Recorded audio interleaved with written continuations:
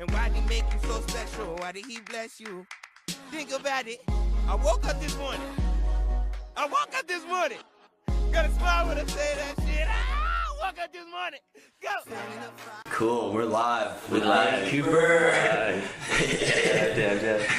That's funny. How you doing, buddy? Good, dog. It's good. It's good to have you on. Yeah, never done a podcast before. So First time for everything, right? Yeah, First time for it's everything. like 31 for you. Yeah, 34. That's crazy, man. Yeah, it's been fun so far. So, what made you like want to just start podcasting? Ooh, I don't know, a lot of things, but just, I guess my curiosity for other people and my interest in other people. Yeah. Yeah. Okay.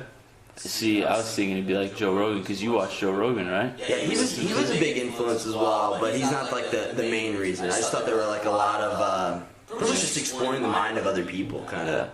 Yeah. That's cool. That's a good way to like learn too. Totally. Learn a lot of things. I feel like everybody's got like a little story to tell, like everybody's got something interesting about them. And everybody's got a story, for sure. What they've Absolutely. been through, everybody is always going through something. Everybody has good days, everybody has bad days. Absolutely, man. So, I don't want to butcher this, but you have trained at the best jiu-jitsu gym in the world?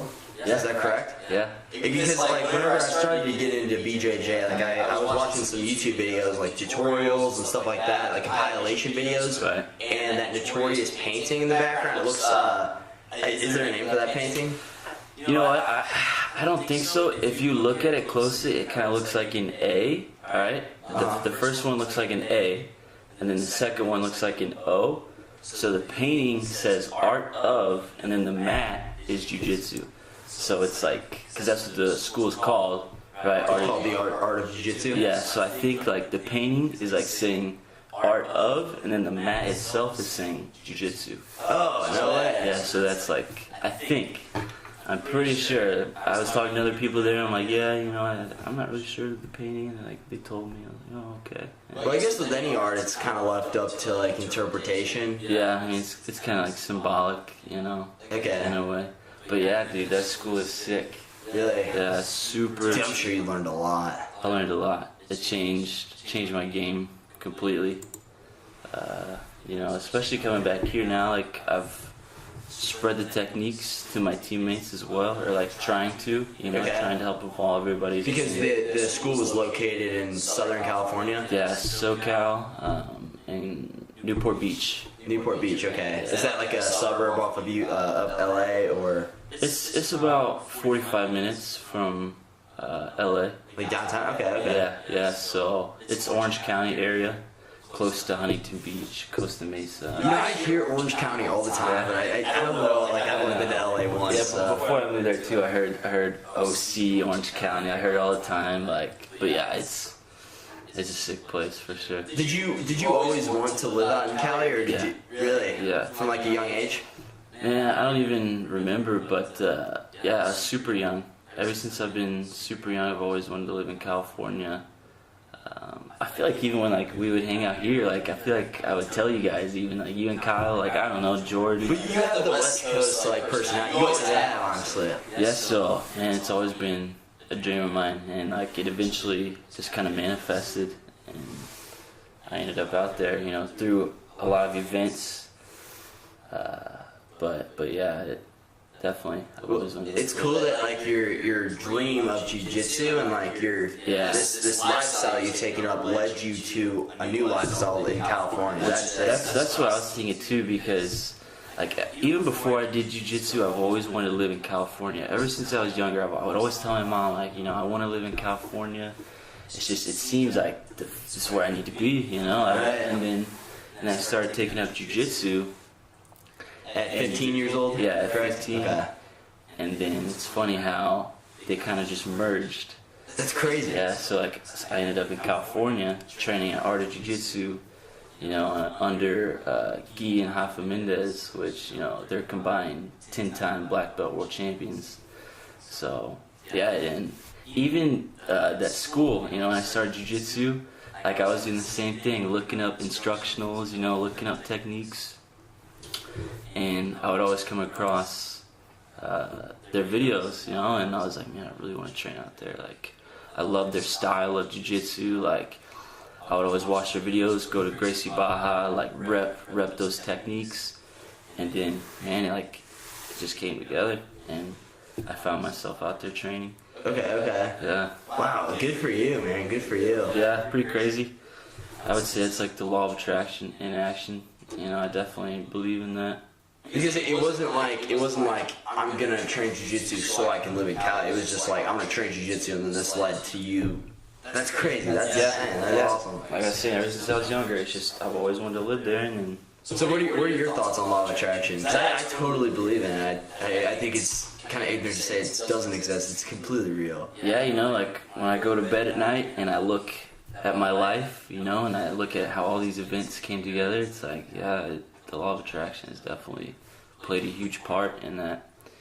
And yeah, I mean, I believe in it for sure. Totally. And whether you believe in it or not, it's happening. You know, Absolutely. It's happening. So It's a law of the universe. So. yeah, whatever you think about, you know, eventually comes to you. You know, you just gotta take the action. I think a lot of people don't take the action. Totally. Like, these opportunities may get presented to them, but they don't take the necessary steps to actually make it manifest, you know.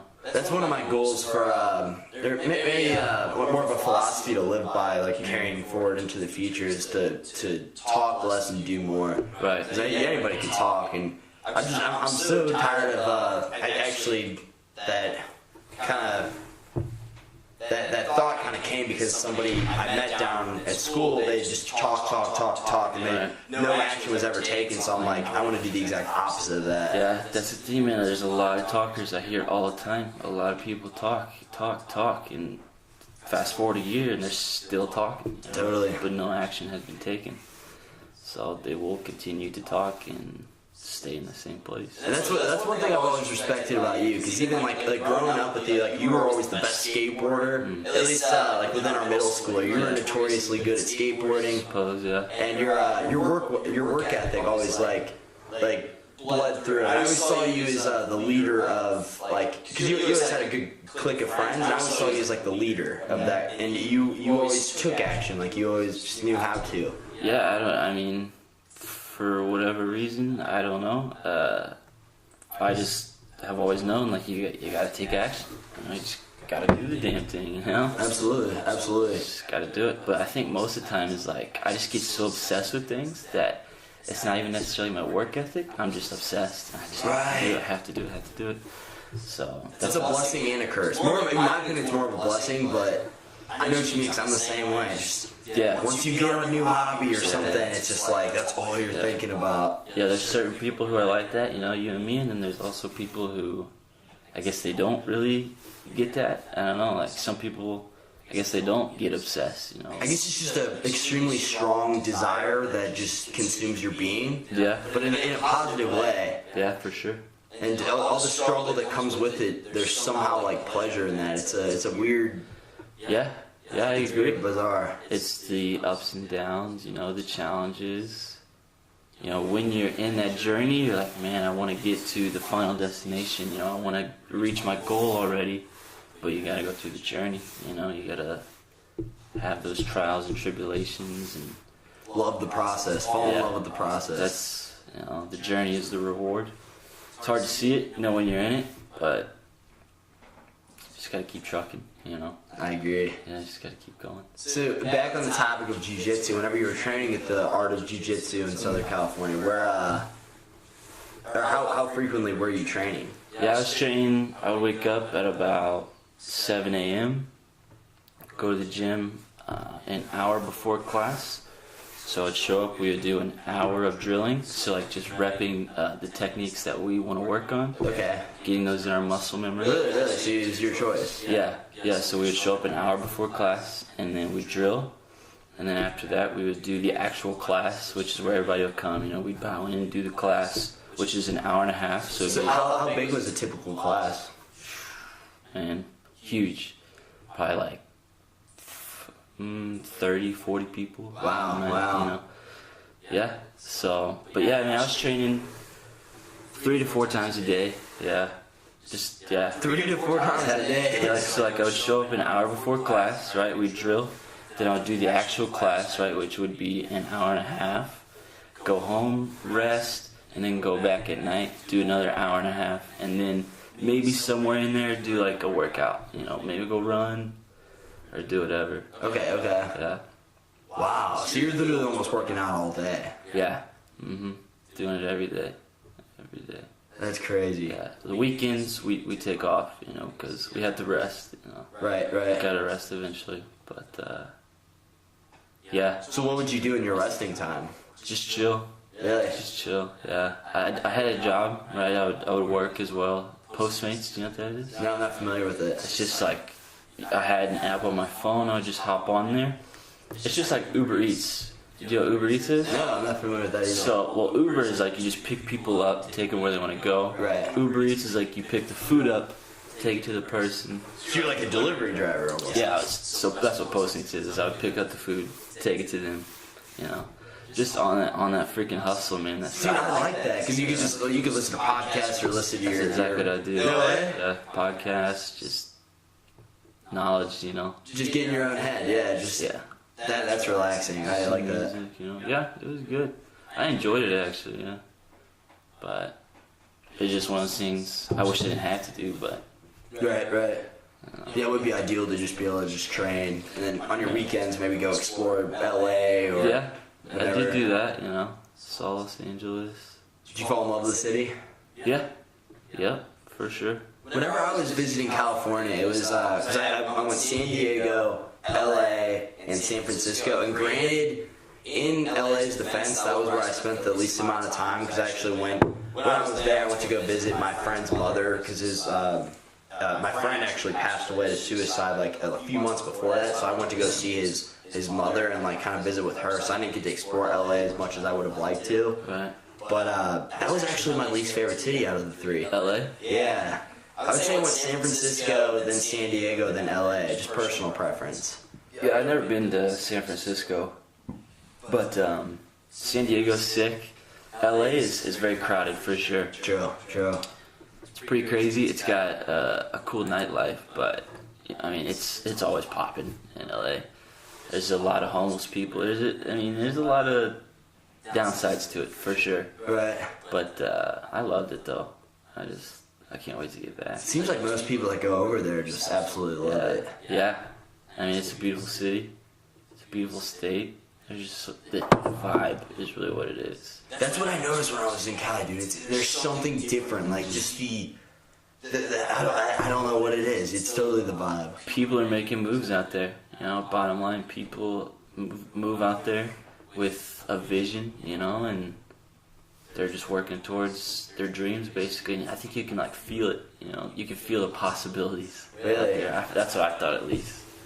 Just like the vibes, you know. You can just feel so amazing. That's why, because I had another friend who went out there, and he went out there strictly for, like, work purposes, but he said the same thing. He's like, man, it's all hustle. It's all grind. Like, everybody's grinding. Yep, everybody's grinding. You got nothing but respect for that. So. Yeah. That's the thing, like, Missouri's great, but it kind of feels like nobody's moving. Like, everybody's content being here. Like, yeah, I agree with that. They're like at a standstill, which, you know, I guess it's not. I mean, who am I to say like, oh, you should be doing this? You know, like if they want to do that, that's cool. But for me, like, I got visions, I got dreams. Well, LA, it sounds like aligns with your goals and your dreams a lot more than the people in Missouri would. Because I would agree with that. Everybody's complacent, and I agree. You can't tell anybody else how to live their life. Right. But it's just personal preference kind of thing. Yeah, I mean, maybe they can't get out of their own way. I don't know. And not to acquiesce, but I totally agree with you, like 100%. Because maybe it's just a personality type thing. I don't know, but I don't know, man. It's up to them, right? Right. Maybe they need to get inspired. I don't know. I don't care what to do with their lives, but all I know is I prefer the vibe in California. Right. But I'm working to get back there soon, you know. I wish nothing but the best for you. That'd be sick. Yeah, man. Hopefully make that a permanent move. So I'm assuming you're still training here in St. Louis? Okay. Yep, training at Gracie Baja, O'Fallon. Good deal. Yep. My buddy, Coach Steve, I don't know if you saw him when you walked in there. I only remember Dominic's name. Dominic, yeah. Well, there's a guy named Steve. I guess he's not a coach anymore. He's a professor. He just got his black belt. Oh, wow. Yeah. So whenever you get your black belt, you're not a coach, you become... Yeah, professor. Okay. Right now, I'm a Good coach. for Steve, that's awesome. Yeah, so... You said you're a coach? I'm a coach right now because I'm purple belt, and then once I get my brown, I'll still be a coach, and then black, I'll be a professor. They'll call you, a professor because... Okay. Yeah. So what's between a blue belt, because it goes white, blue, and then what's between a blue and a purple? At some schools I think they'll do like a green belt in between there, but most schools don't have anything. Most it's just white, blue, purple, brown, black. Okay, I think that's how it went for the one I was at as well. But Yeah, I'm not probably. positive. Yeah, probably. That's like the main belt system. Is that? Okay. But it's a long journey, for sure. So I was curious your thoughts on like discipline and what that means to you, because if there's anything I noticed about I only have a few sports that I've tried in my lifetime to compare it to, but I think what's cool about any martial art really is it's an individual-based sport. Like you can't really push the blame on anybody else, or you just kind of have to accept full responsibility. So it was like a new outlook Right. that I had to adapt to versus that's comparing true. it with like soccer. It's all on you. Absolutely. All on your own shoulders. And I like that, but there's a whole new aspect of like discipline involved there. Yeah, that's true. Maybe I realized that when I first started it, but like at this point, it's just like, I don't know, like, I don't feel that, It's Right. just because I've been doing it, but like, I think coming from like baseball and then going into that sport, I probably felt it a little bit at first, like, oh, this is a complete individual sport. Everything is on me. Like I don't have anyone to blame, like this is all on me. I gotta be disciplined, I gotta show up, Nobody's gonna be like, hey, get to practice. Right. It's all on you. So Was that harder for you at first, and then or was that something that kind of fit your personality type more? I think I preferred it. Okay. Yeah, I think I preferred it. Just because in some sports it'd be like, I'm out here hustling and these dudes are over there just like picking their ass. You know what I mean? Like, dude. So that's the thing about Jiu Jitsu is like, yeah, I don't have to depend on anybody. You can hold yourself accountable Yeah. and you get in what you put out. Exactly. I totally agree with you there, because playing on a team sport and like you're playing, it's not even fun if you're playing with low level competition or low level teammates. Like you're kind of dependent on your whoever you're playing with to match your caliber. If you're a higher level, or if you're lower level, you gotta match their caliber kind of deal. Absolutely, Yeah, if you're out there hustling, putting in mad work, and everybody else is just kind of, I don't feel like it today. It's like, it's got to balance itself out. Right. Eventually. So was the vibe at the gym you trained at, was that like extreme hustle, like Yeah. total discipline? Yeah. I mean, not necessarily discipline. I guess you could say discipline, yeah, but yeah, I mean, our jiu-jitsu is probably one of the most competitive schools in the world, if not the most competitive, I would say. It was hard out there. It was really hard training, which is good. It's just what I wanted, Really, really tough stuff. Every morning it's like, fuck, Yeah. Here we go again. I got all these killers after me, like just, Waking up sore. just killers going at it every day, But I loved it, It was like a love-hate, Right. It's just like, fuck, I gotta go do this again. It's kind of weird how you can love something and hate it at the same time like that, or kind of dread doing it at first, but then usually once you actually get in the gym and actually start doing it, like Especially after, you're like, I'm glad I showed up. totally.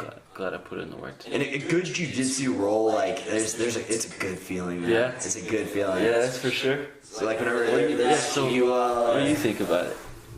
Dude, I fell in love with it. I'm not able to do it over break. I could, but monetarily it wasn't the right decision for me. Yeah. It's not like crazy expensive, and I could afford it, but I'd be pushing. I already have enough going on over this break, so. Yeah, that makes sense. But yeah, dude, I absolutely love it. It's a really cool sport that I definitely plan to keep pursuing. It goes deep, huh?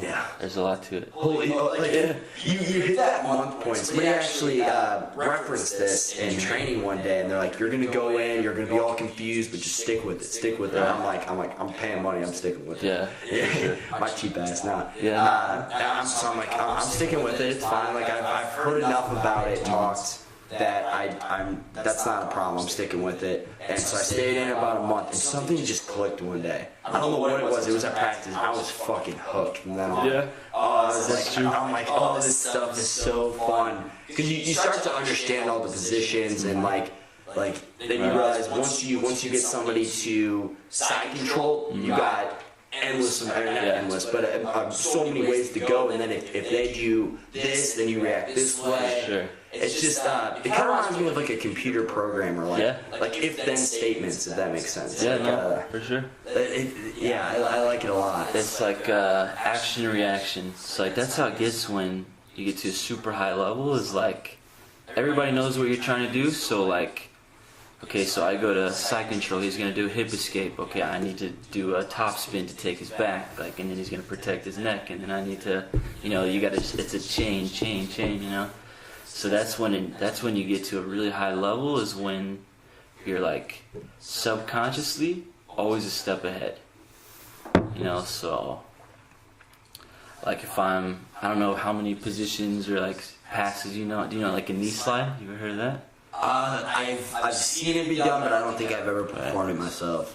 Yeah, so like if I go in for like a knee slide, like I'm trying to pass this guard, I know he's probably gonna try to get an underhook. I know he's gonna do it, so I already have a reaction. I know he's gonna do it. Boom! I hit this reaction, and I know what he's about to do, and I hit that, and then it's whoever falls behind, right? Okay. And then I'm ahead, and then start working it. That's interesting because you're anticipating his attacks at the same time you're launching an attack. Right, but it's also weird because it's not on a conscious level. That's what a lot of people think. They think that like I'm thinking. They think like, oh, he's gonna do this. I'm gonna do this. When I submit someone, they always say, "Man, you were setting me up. That was a trap. I knew you were setting me up as a trap." But it's like, kinda like I didn't actually set out to put you in a trap. Right. It's just I've been doing it for so long that on a subconscious level, I do it for somehow. It's very weird. It's kind of like an ebb and flow thing, right? Yeah, it's very weird. I mean, at this point, I'm not thinking when I'm rolling. It's just like it just happens, I've heard somebody compare it on a podcast I listened to recently. It was like comparing it almost to not like reading minds, but kind of like being receptive to that, like and I guess anticipating it. Yeah, like when I go to do something, I know what he's gonna do, but I'm not thinking about it. Like it's just very strange. Like if I go for a leg drag, he's gonna try to throw that other leg up, so I'm gonna push the other one. Like you're totally right there, because that's the difference between like a beginner like myself and then somebody who's more advanced. Like I'm thinking too much, and I know that. I can tell whenever I roll against even a blue belt, like they're just doing it so effortlessly, and there's so much more like rhythm and flow to the way they're moving, and adapting to anything I'm trying to launch. I'm just overthinking. I'm in side control, and I get there. I'm like, okay, I have options. These are what's in my arsenal personally, like with what I know right now. Sure. And so I'll try to like plan the attack, but before I plan it, I'm thinking way too much. Yeah. So that's something like with more experience, I'll obviously be able to like plan those attacks immediately or know when to, and become more receptive to that. Yeah, I mean, yeah, definitely. Like that's how it was at first when I started. Like I was just thinking so much. I'll tell you what, man. I used to get smashed, just absolutely smashed. Cause I was 15 years old and I was pretty small. I was a pretty small kid. I'm still not like huge, but I'm. How much do you weigh right now, if you don't mind me asking? 150. Okay. Yeah. But it's not a problem when I go with people 200 pounds. Like it's pretty easy. So true. That's the one thing I noticed. I'm 200 pounds personally, and I rolled with. This is my favorite example. Whenever anybody asks me about like Jiu Jitsu. So this was in the same roll, or like it was a back-to-back type roll. So I rolled with somebody who was 140, and they put me in a triangle, I believe it was, So they submitted me within like a few minutes. The next roll, I went up against somebody who was like 240. So, this guy might have been like 250, 260. But anyway, and I submitted him a few times as well. So like, and he had no jiu-jitsu experience, and I had a small amount at that point. Sure. So it's all experience and technique. It's not like weight doesn't fucking matter. It really doesn't. It's strange, but it doesn't. Not at all. Like, yeah, I mean, that's what a lot of people say, when I roll with them. They're like, man, like, you're smaller, but I just don't get it. How is it that you're able to do these things? And they get, like, discouraged. I'm like, man, I've been doing it longer, for one. I probably train more, and it's just technique. Right. It's just like I was saying, like, I know what your reaction is. I know what to do when you do that, like, it just, Yeah. People will get discouraged. I'm just like, you just can't. You can't get discouraged. You just gotta keep showing up, man. That's probably what your mentality was the best. You kind of took that temporary defeat better than most people, and you guys it was only temporary. Yeah, I'll tell you what though, I got very close many times to quitting. Just super close to quitting. Just like, most of the people I was training with were bigger than me. So like when you're a white belt and you're just starting out, when you do roll with someone that is bigger than you, if you don't have very much experience, size will matter. Absolutely. At a certain point, size will matter. Especially if you're, like I was like 128 pounds rolling with like 200-pound grown men, like every fucking class, like you're gonna get smashed, which I did a lot. I got smashed a lot. And many times I was like, dude, fuck this, like, I'm done. Like, I just keep getting smashed. And I credit to a couple people who told me, just keep showing up. Keep showing up, man. Just keep going. Right. And I'm super grateful that it did. It changed you as a person, I'm sure. Yeah. How would you say jiu-jitsu has impacted your personality? Probably work ethic, work ethic, yes, discipline. These are all typical things that like people say about martial arts, but there's some truth to it. I don't know who I would be right now if I didn't do jiu-jitsu. I don't know where I would be. I don't know what I would have done with my life, but it's definitely made me a better person. No regrets. Yeah, exactly. Like I don't know how much it has changed me because I can't like compare to the person I was before because like I can't remember. But right. It's made my mind harder, I think. Just like...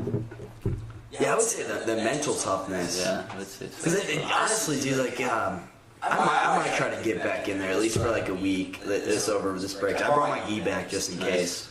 But, what kind of gi you got? I have a blue Saunable. Oh, nice. Yeah, I have Saunable gloves as well. Saunable? That's a good brand. Which speaking of that, have you done any other martial arts, or are you just strictly jiu-jitsu? No, Muay Thai. Ooh. Yeah. How long have you been doing Muay Thai? So when I first started doing martial arts, I was actually so Gracie Baja first offered jiu-jitsu and Muay Thai. Okay. So like I signed up, and at first I was like, yeah, jiu-jitsu. I was watching it, like, I'm gonna stick with this, because I wanted to learn how to fight, right? So right. I was like, jiu-jitsu, that's not. I want to learn how to freaking bang, man. So I did Muay Thai pretty much. Only Muay Thai for like a year and a half. No way. Okay. Yeah, and I was doing like one jiu-jitsu class a week. But total, probably 4 or 5 years. Like. Of Muay Thai? Yeah. So you're predominantly Muay Thai then?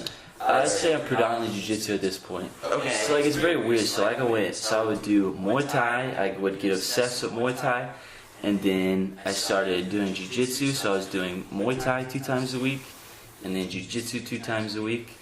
And doing that for, I want to say, about 2 years. And then I got my blue belt, and I signed up for my first competition. And I lost my very first match, and then I won my second match. And then after that, I was hooked on jiu-jitsu. I was like, okay, I was hooked on like competing. Like, I was like, all right, I want to be a world champion. Like, because at this point, I got to figure out what I want to do with my life. So I was like, fuck it. And what age is this? Probably, let's see, 17, 16 and a half, maybe, about, probably 17, I think. Okay. Because that's about 2 years in. 50s. Yeah, around there. And, so I dove deep into Jiu-Jitsu. Muay Thai kind of fell to the side. I was training Jiu-Jitsu. Why do you think that is? I just got obsessed with Jiu-Jitsu. Just like that obsessive personality. I'm balls deep in Jiu-Jitsu right now, competing. I gotta win. Jiu-Jitsu. And just fell in love with Jiu-Jitsu, training a little bit of Muay Thai. And then at one point, me and my friend Manny, we got obsessed with MMA, Muay Thai, Jiu-Jitsu, putting it all together. Okay. And because so whenever you learn like the individual traits, because I've gone to personally, I think like 11 Muay Thai practices or something like that. Right. And so whenever you learn Muay Thai and learn Jiu-Jitsu, is part of learning it how to incorporate them both together? Yeah. So like at first you learn Jiu-Jitsu, and then you learn Muay Thai, and then we just started putting them together, which is MMA, mixed martial arts. So we just started to put them together. We have a class at the school right now. It's MMA class, So that's basically what that we you do. run?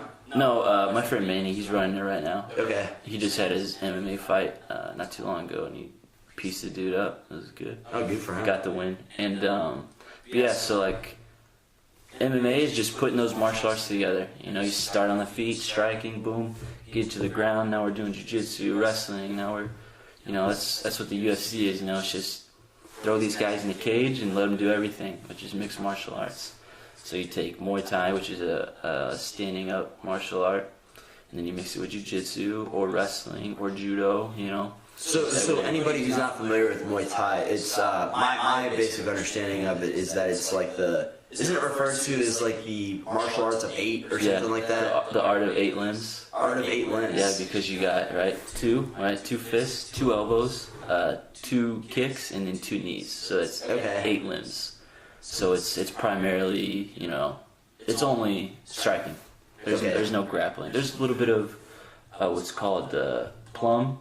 I don't know if you learned a little bit. I don't think so. So that's like when you get the head control, and then you start throwing knees. You can start whipping people around. So like you get your hands on the back of their neck, kind of. Okay. That's called a plum. Plum. Okay. That's that right there when you grab behind the head, because you start throwing knees and you start whipping people around. Then mixing with takedowns. But yeah, me and my friend Manny, like we got.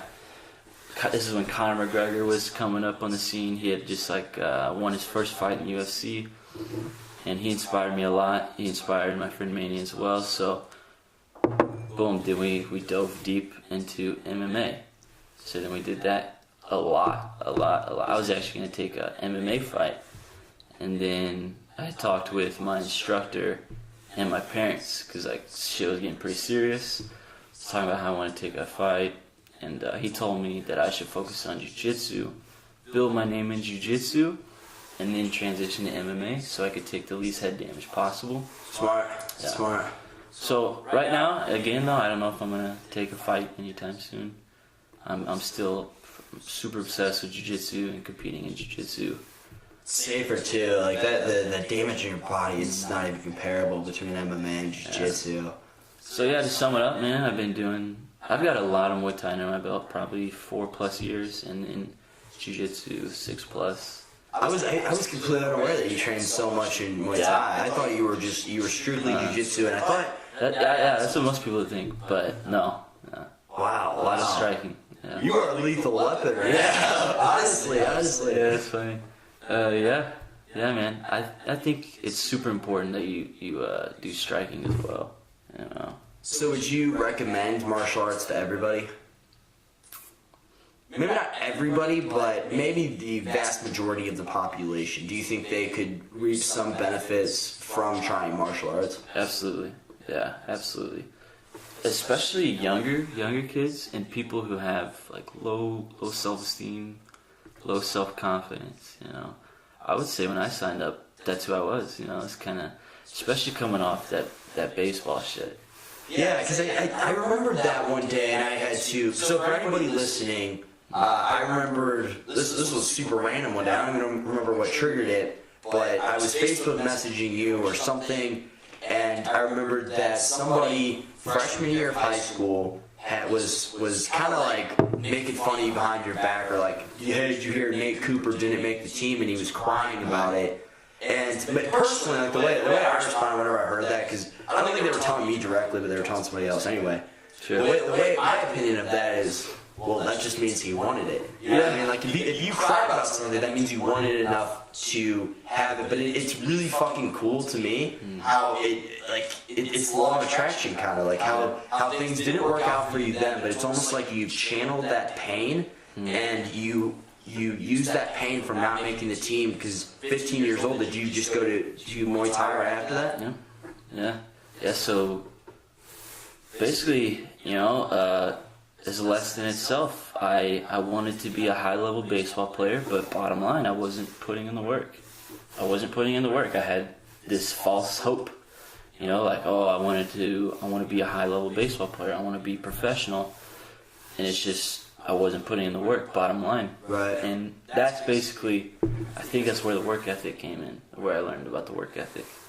So you were honest with yourself, and you're like, I wasn't. But you realize I'm not putting in the work, so I'm not getting the result. Yeah, and the reason, I was very young. I think I was 14. I wasn't a very confident little kid. Like I had just failed making the baseball team. My whole fucking life had been like flipped upside down because I identified myself with baseball. Like it was a part of your personality. Yeah, that's who I was. Like, man, I'm a baseball player. Boom, I'm gonna make it a fucking pro. Like, I'm gonna do this shit. And then I try out, and I was pretty good at baseball. I was pretty good. But I think what really messed up was the tryout. I was not confident. Really? The tryout just flopped. It was a terrible tryout, and I kind of knew it. I was like, fuck. So. And when they told me I didn't make it, it was devastating for sure. But I think a week later I drove past Gracie Baja. I was like, okay, I need to do something. I need a new hobby. And then signed up, and here I am. Yeah, just maybe failing like that made me realize, like, well, yeah, you didn't put any fucking work, dude. Right. What do you mean you're? That's cool. That you didn't even put in the work. What do you mean? Is that like the definition of a tragic hero? Like somebody who kind of like falls down and then builds himself back up? Isn't that like the typical? I failed here, but here I am now. Yeah, that's inspiring to me. I think that's super cool. Yeah, and even when I look back on it, I'm glad I didn't make the team. Totally. That's why I don't remember what triggered that thought, but I'm like, dude, I gotta send some appreciation. I say you got like a cute paragraph thing. I'm like, dude, I just think that's so dope how things worked out for you, and you didn't get what you wanted then, but look at you now. Yeah, man. I've won a ton of competitions. And I bet those kids talking shit want to say shit to you now. No, of course not. Not like I would beat them up or anything, but, But you seem like this. You have like a. Cause I haven't seen you in a few years, and you seem like you have this new sense of like calm, that kind of like that you carry with you. Yeah, a lot of people say that. They say I'm a calm person, which I guess maybe it's hard for me to see from the inside, but maybe it's just because I've been humbled so many fucking times. I've probably tapped over 500 times. I've probably been choked so many times. I've been subbed so many times. I bet even more than that. Probably thousands of times, honestly. I've been punched in the face, kicked in the face. I look at myself in the mirror like, oh yeah. From Muay Thai. So you actually were sparring? Oh yeah. Okay, I'm just thinking a bag. Okay. No. Wow. Yeah, a lot of sparring, a lot of. Mad respect. Wow. Yeah, so I think that's what it is. Really, is I'm just. I don't know. I don't have much ego.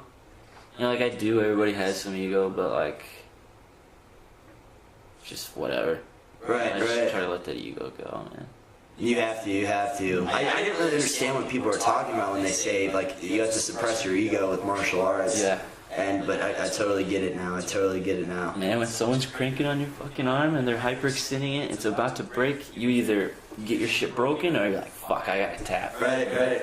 And that tap, when you tap, it's like, it does something to the ego, where you're like, fuck, this man could have just broke my shit if he wanted That's to. pretty much what you're accepting when you tap. Like there's nothing I can do right now. I give up. Like, you could fuck me up right now. Sometimes you could end my life. That's exactly what it is. That's crazy. When you're getting choked, you're like, okay, I'm running out of options here.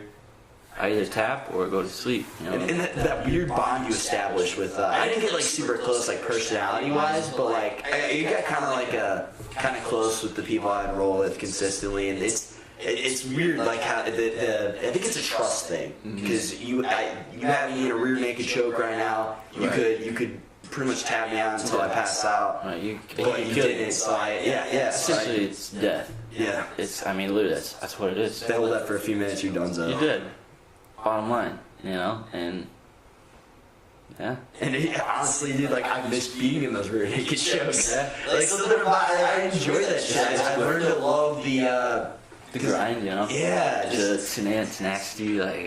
Because you failed that time, but you can always try again. You can always do another roll. Hey, like what did I after like getting tapped? Because I realized in the beginning process, I'm like, okay, I have 2 months to do this, so I'm going to excel as much as I can. So I went to 30 jiu-jitsu practices in 2 months, with the vacation mixed in there. Nice. So basically I realized that I only had so much time. So I'm like, I need to learn as much as I possibly can. So like anytime anybody would tap me, I'm like, hey, what did I do wrong? What can I do to improve? And obviously people critique you as well. Yeah.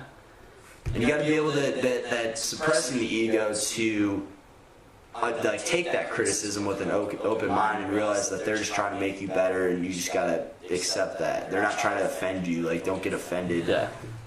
Yeah. A lot of people, they'll start getting choked, and they'll be like, oh wait, no, put your arm here, do that real quick, adjust here. Oh nice, there it is, and then they'll tap.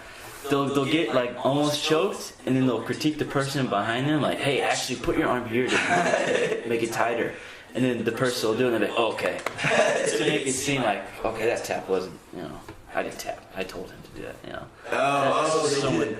Oh, I thought they were doing that genuinely to help the other person. Oh, okay. Maybe, but I think it's the ego. It's just some people, and it's most of the time older men, like grown men set in their ways, come in and get choked, and it's just devastating. Like, holy fuck, I never knew. Like, someone can just do this to me. That's why I noticed a lot of beginners like that. Because there are a few guys who started a little bit after me, and they're always making like excuses, or like, oh, I didn't realize that, or something like that. Right.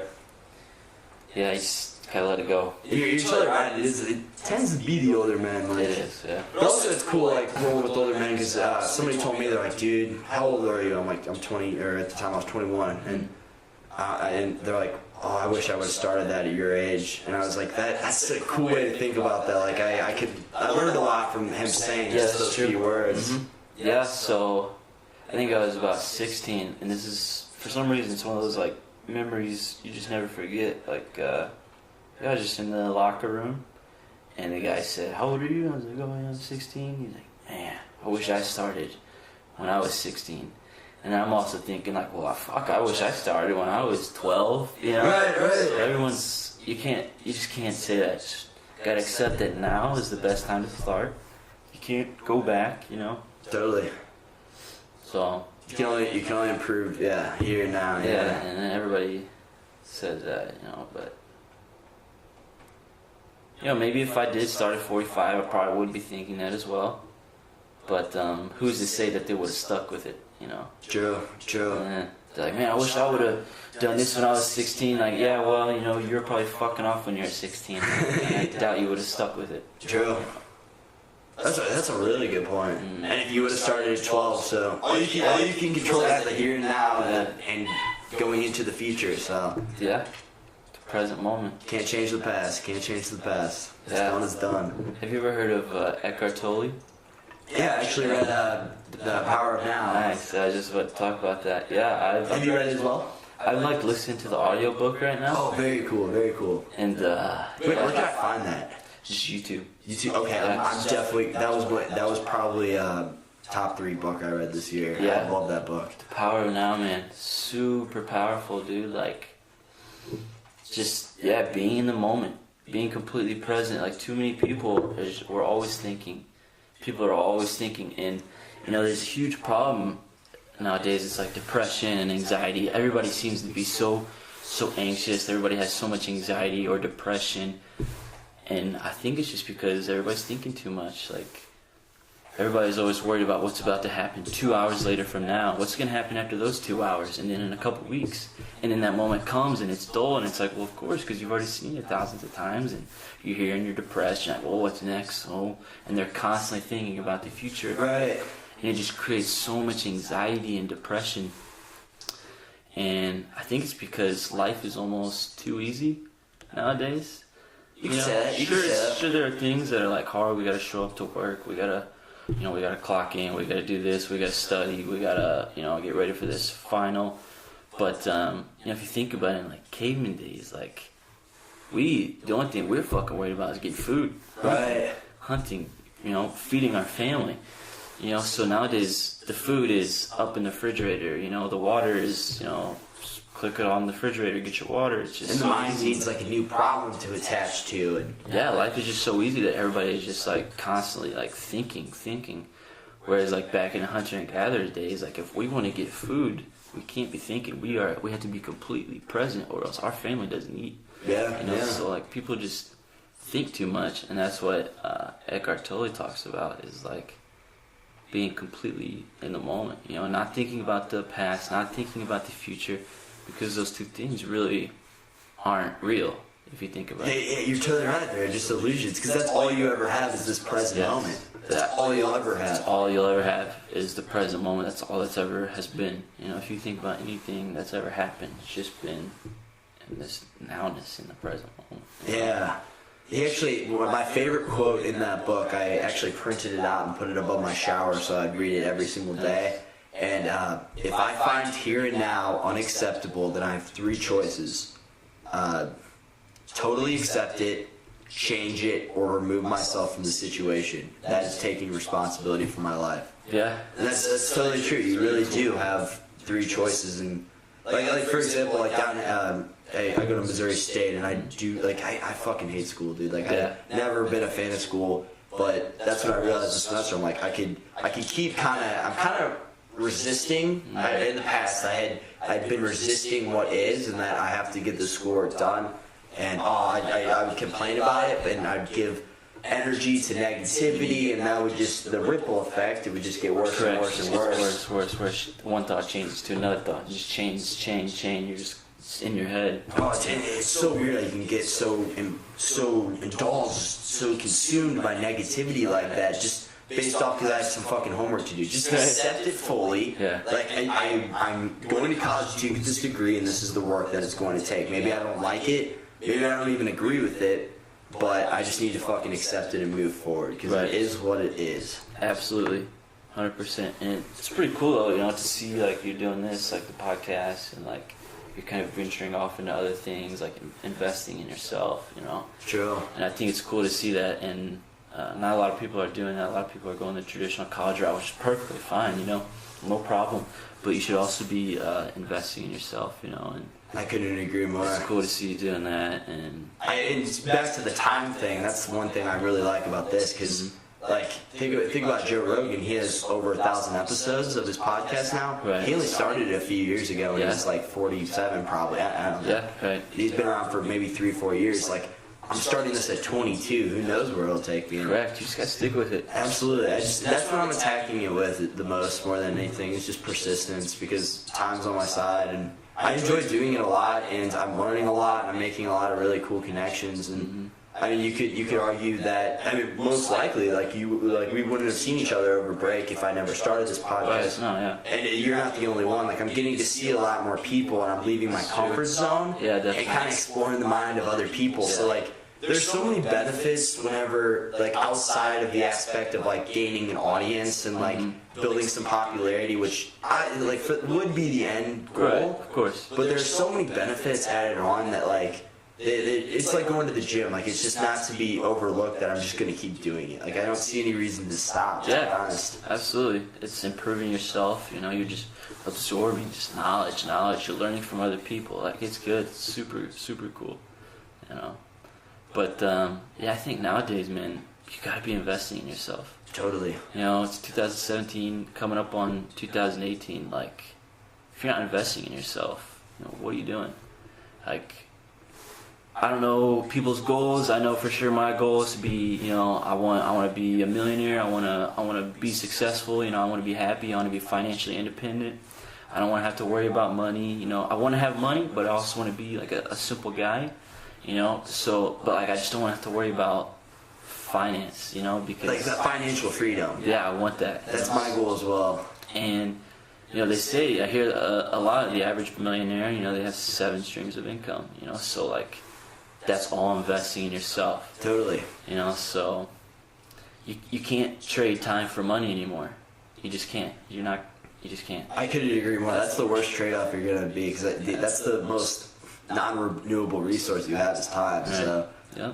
So you gotta be investing in yourself. That's what I hate about working a job. Like, well, at least on your job, you were able to like grow as a person by listening to those podcasts and improve yourself. Yeah, and here's the thing.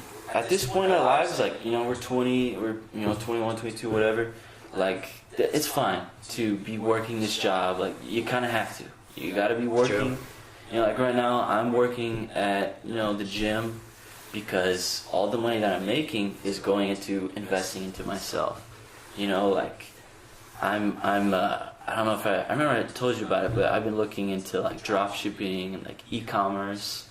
I'm not familiar with that. Like on Shopify. So like basically it's just like selling products like that you don't even have. So it's pretty complicated. I'm not gonna get into it too much, but it's called drop shipping. You know, if you wanna learn more about it, you know, just go hop on YouTube, look up Shopify dropshipping.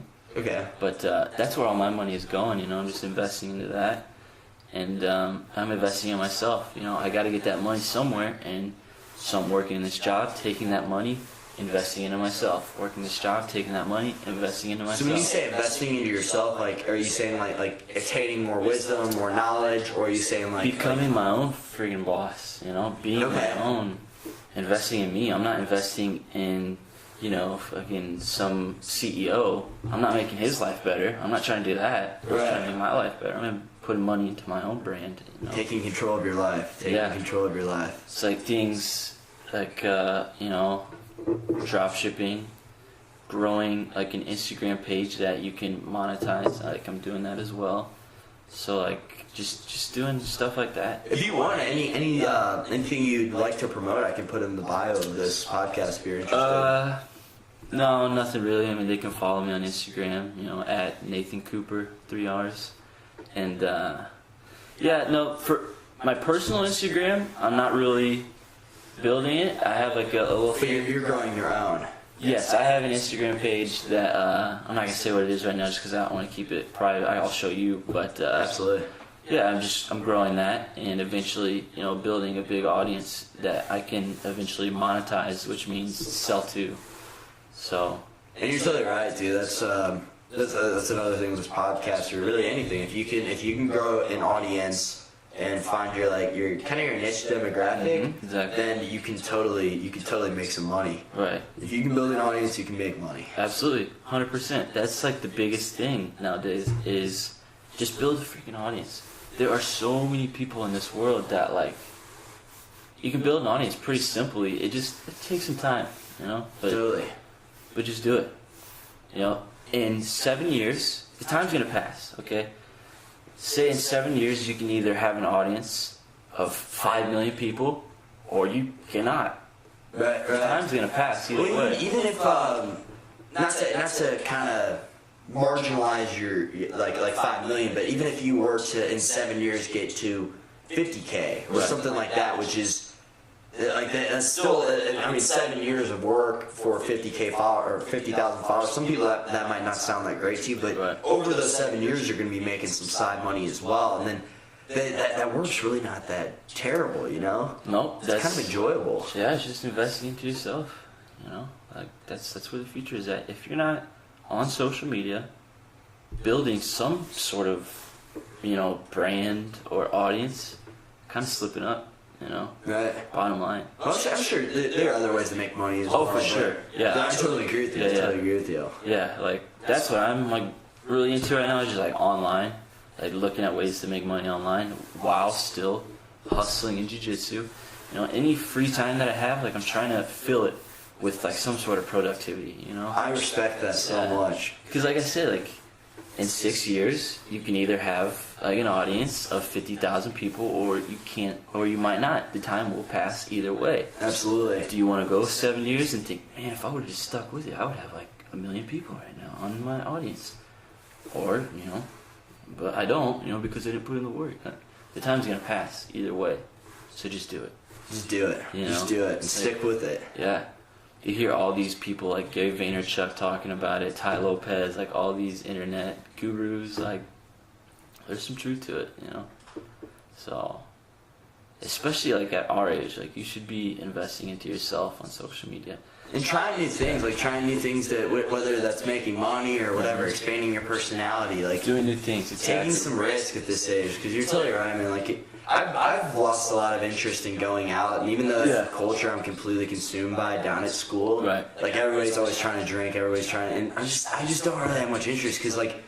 Whenever I don't do things that align with my goals, I wake up and I have regret, and I fucking hate having regret in life. Like, I don't want to wake up like after a night of drinking and be like, well, where am I? Like, how much closer am I to whatever goal it is? Like, I'm much further because I feel hungover today. I can't work towards that, and then just the ripple. I'm not gonna take action towards what's going to make me happy in the long run. Right. Yeah, for sure. Like I went out drinking the other night, and like before I left my house, I was looking at my book, you know, Think and Grow Rich. I was like, man, should I just stay and read that? Like, well, my friends want to see me. He's like, you know, and like, I should just stay. No, you should go. I should stay. No, you should go. And I end up going, waking up the next morning, freaking hungover, like feeling like a piece, you know, and just like, man, I should have stayed home, you know. Right. But yeah. Sometimes those nights, like it's not like I'm against drinking or anything like that, but of course not. But it's enjoyable, but not in moderation. In moderation. Yeah, for sure. Like, see, like, you know, we're talking about earlier that personality trait. It's whatever it is, you get obsessed and you just want to grow and you want to like succeed. You know, like some people, it's not there. Right. But for, you know, people like you and ourselves, like, it is, you know, and like we wake up, we're hungover, like, man, I wish I would have, you know, did a podcast instead. You know, I wish I would have, you know, did this instead. So. Well, I was going to go out last night, like I was thinking about it, and then part of it was that like plans didn't work out, but more than anything, I was like I was gonna go out, but I was gonna stay completely sober because of this podcast. Because I've gone out drinking the night before, and the next morning I just felt. Not stupid, but like mentally delayed. Oh yeah. Like I wasn't even hungover. I just felt like out of it, man. I wasn't myself, and I wasn't thinking as fluidly. My thoughts were just kind of sporadic. I was in my own head, and I'm never doing that again before a podcast. Yeah. If it's going to hurt the quality of the final product, because in a way it's kind of his art in a way. For sure. And if it's going to hurt the quality of the final product, then I'm not going to do it. Yeah. I agree with that 100%. You know, like, yeah, yesterday morning I woke up just so fucking hungover. Just like feeling so stupid, like, you know, just your mind is all out of whack. You're telling, dude, you really do. You feel dumb. Like, that's the best way to put it. You feel stupid. I was like, wait, is this what people do? You know, like we do this and we wake up feeling like this and this is like acceptable? I don't know. I just, you know, sometimes. Just questioning it. Yeah. Well, it's like, you know, he said, I'm not against it, you know, I don't give like two shits, you know, like, I'm not against drinking, I'm not against all that, you know, but I don't do it, you know, every night, like some people do. But if you look at those people that are doing it every night, you know, chances are they're not investing in themselves. Right. In 7 years, where are they going to be, you know? I guess that the expression investing in yourself, like, that's just relative to you. Is that kind of how you mean? Like, it's kind of subjective to whatever you No, yeah, mean. for sure. Yeah. Okay. Yeah, when I say investing in myself, I mean just like, I'm not trying to invest in someone else. Like, all my time is going towards building me and my, brands or my business or, my career as an athlete or just like things like that. Just investing into myself. Right. Not showing up at, of course, I do work a job, but it's not long term, I don't know, that's how I feel about it. I literally don't care what other people do. Like, they can, it's your own life. I literally have no say in it. Like, no control. You control what you can control. Yeah, like there's no I'm doing good, you're doing bad. Like, there is no good or bad. It's just however you perceive it. And yeah, I choose to, work on growing these things. My Instagram account, my Shopify business, my career as an athlete. I personally find the internet to be either. Because it's an opportunity, man. Like, we're the first generation to really have the internet, which is really fucking dope. Yeah. We have this fresh new perspective on it. But I find the internet to be either the greatest resource or the greatest distraction. Yeah. And you really can use it to your choice. Because, like, personally, I make a rule for myself that I don't have a problem with, like, getting on social media. But, like, television, I don't really watch television. If I do, I'm watching, like, a TED Talk or...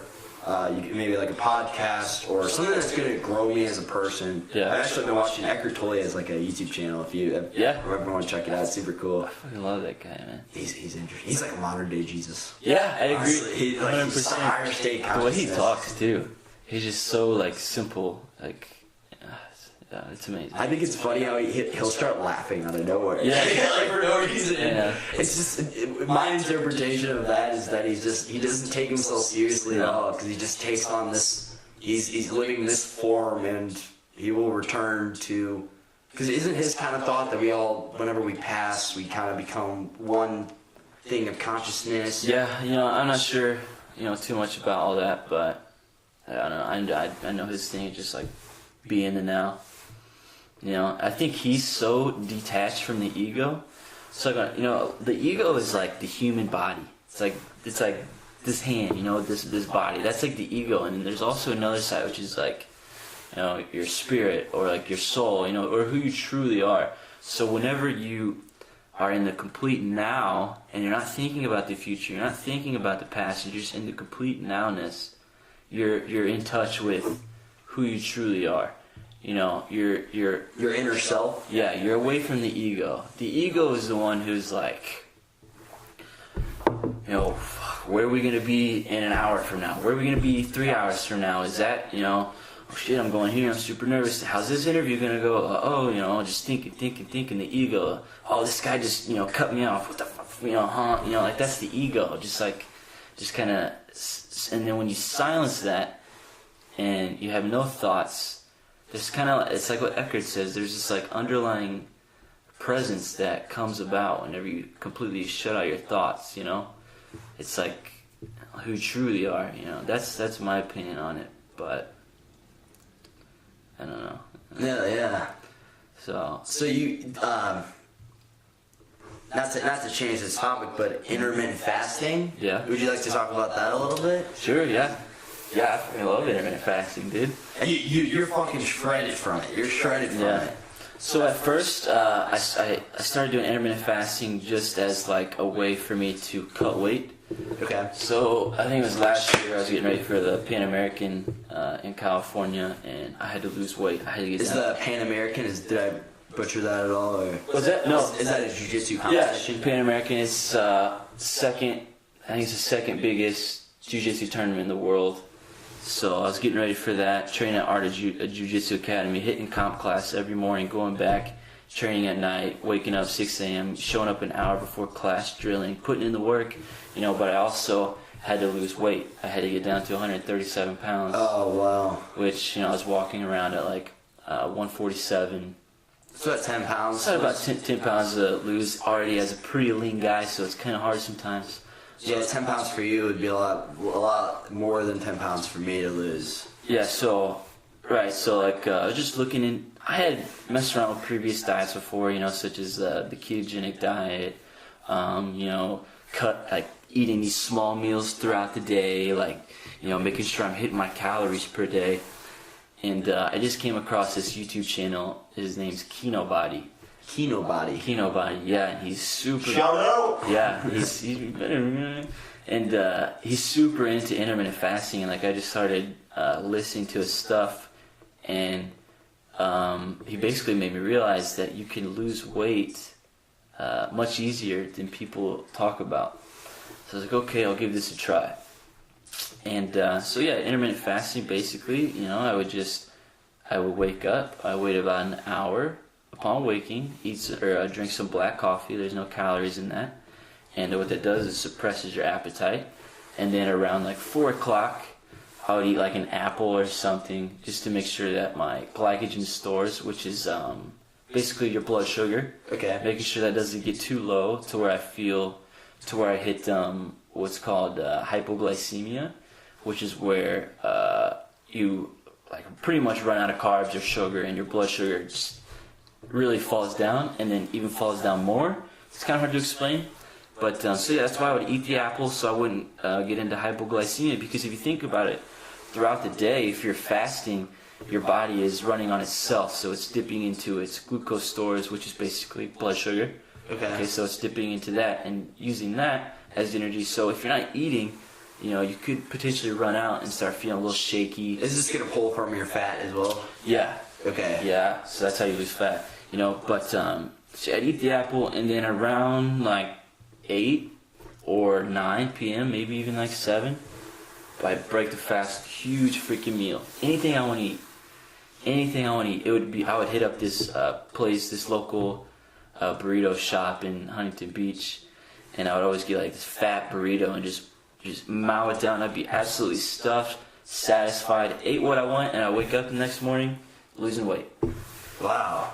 So, yeah, I mean, basically, the concept is like you take all your calories that you normally eat in one day, and you just save it for one big meal. Okay. Does that make sense? Instead of just eating these small, proportionate meals throughout the day to reach the calorie limit, right? I was just saying, screw all that. I'm just going to have a huge meal. Doesn't it have something to do with your insulin levels as well?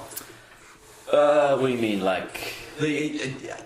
Does it lower or raise your insulin levels whenever you're in a state of fasting? Yeah, so that's a thing in itself. So like, at first I was just doing intermittent fasting to lose weight, but now I do it to feel like amazing throughout the day. That's what I've heard. I've heard that you just feel better, and that's another aspect that's extremely appealing to me. So there's a couple of reasons for that. So whenever you fast, basically, when you don't put food in your stomach, your body starts working on itself. Okay, so if you're eating all these meals, constantly eating, your body is just always trying to digest that food. So it's working on digesting the food. Okay. So if you're not eating, it's going to go into your body's cells.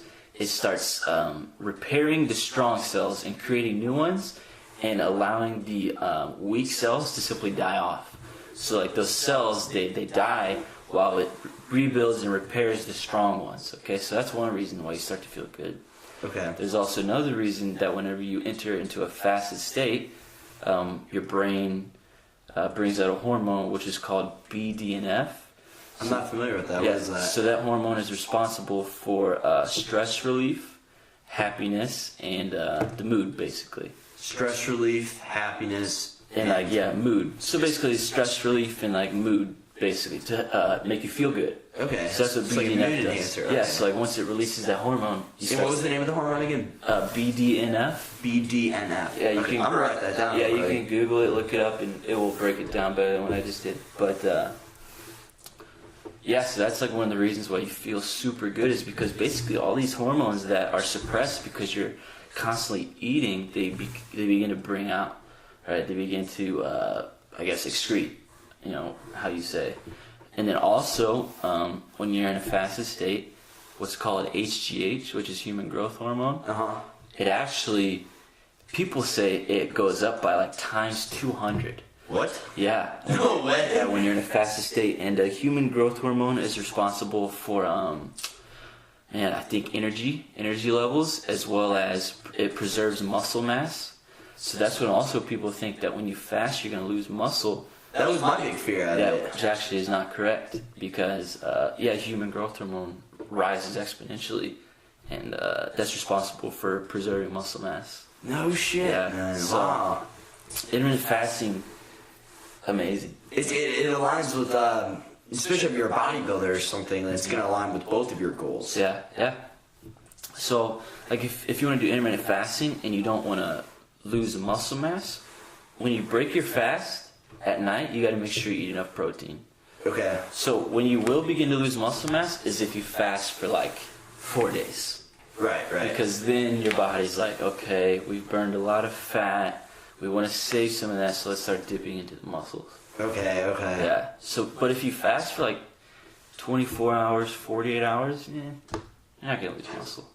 Which is why in some of my videos you see pretty shredded, And Yeah, you have no fat. Do you by chance know what your body fat percentage was? I don't know. Yeah, no, I've never done that. I've never went and got. It probably, if I had to guess, it would probably be somewhere around like 6. Yeah, it's probably pretty low, I would say. Yeah.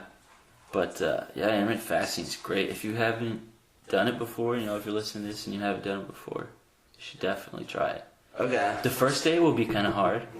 You might get a headache. I don't know if I told you this, but, so, this, back in, when was it? Back in this past spring, I was working at Steak and Shake as a server, because I was going to, like, work there and then get like, a higher level serving job. Yeah, sure. Didn't end up working out, but anyway, or at least not yet.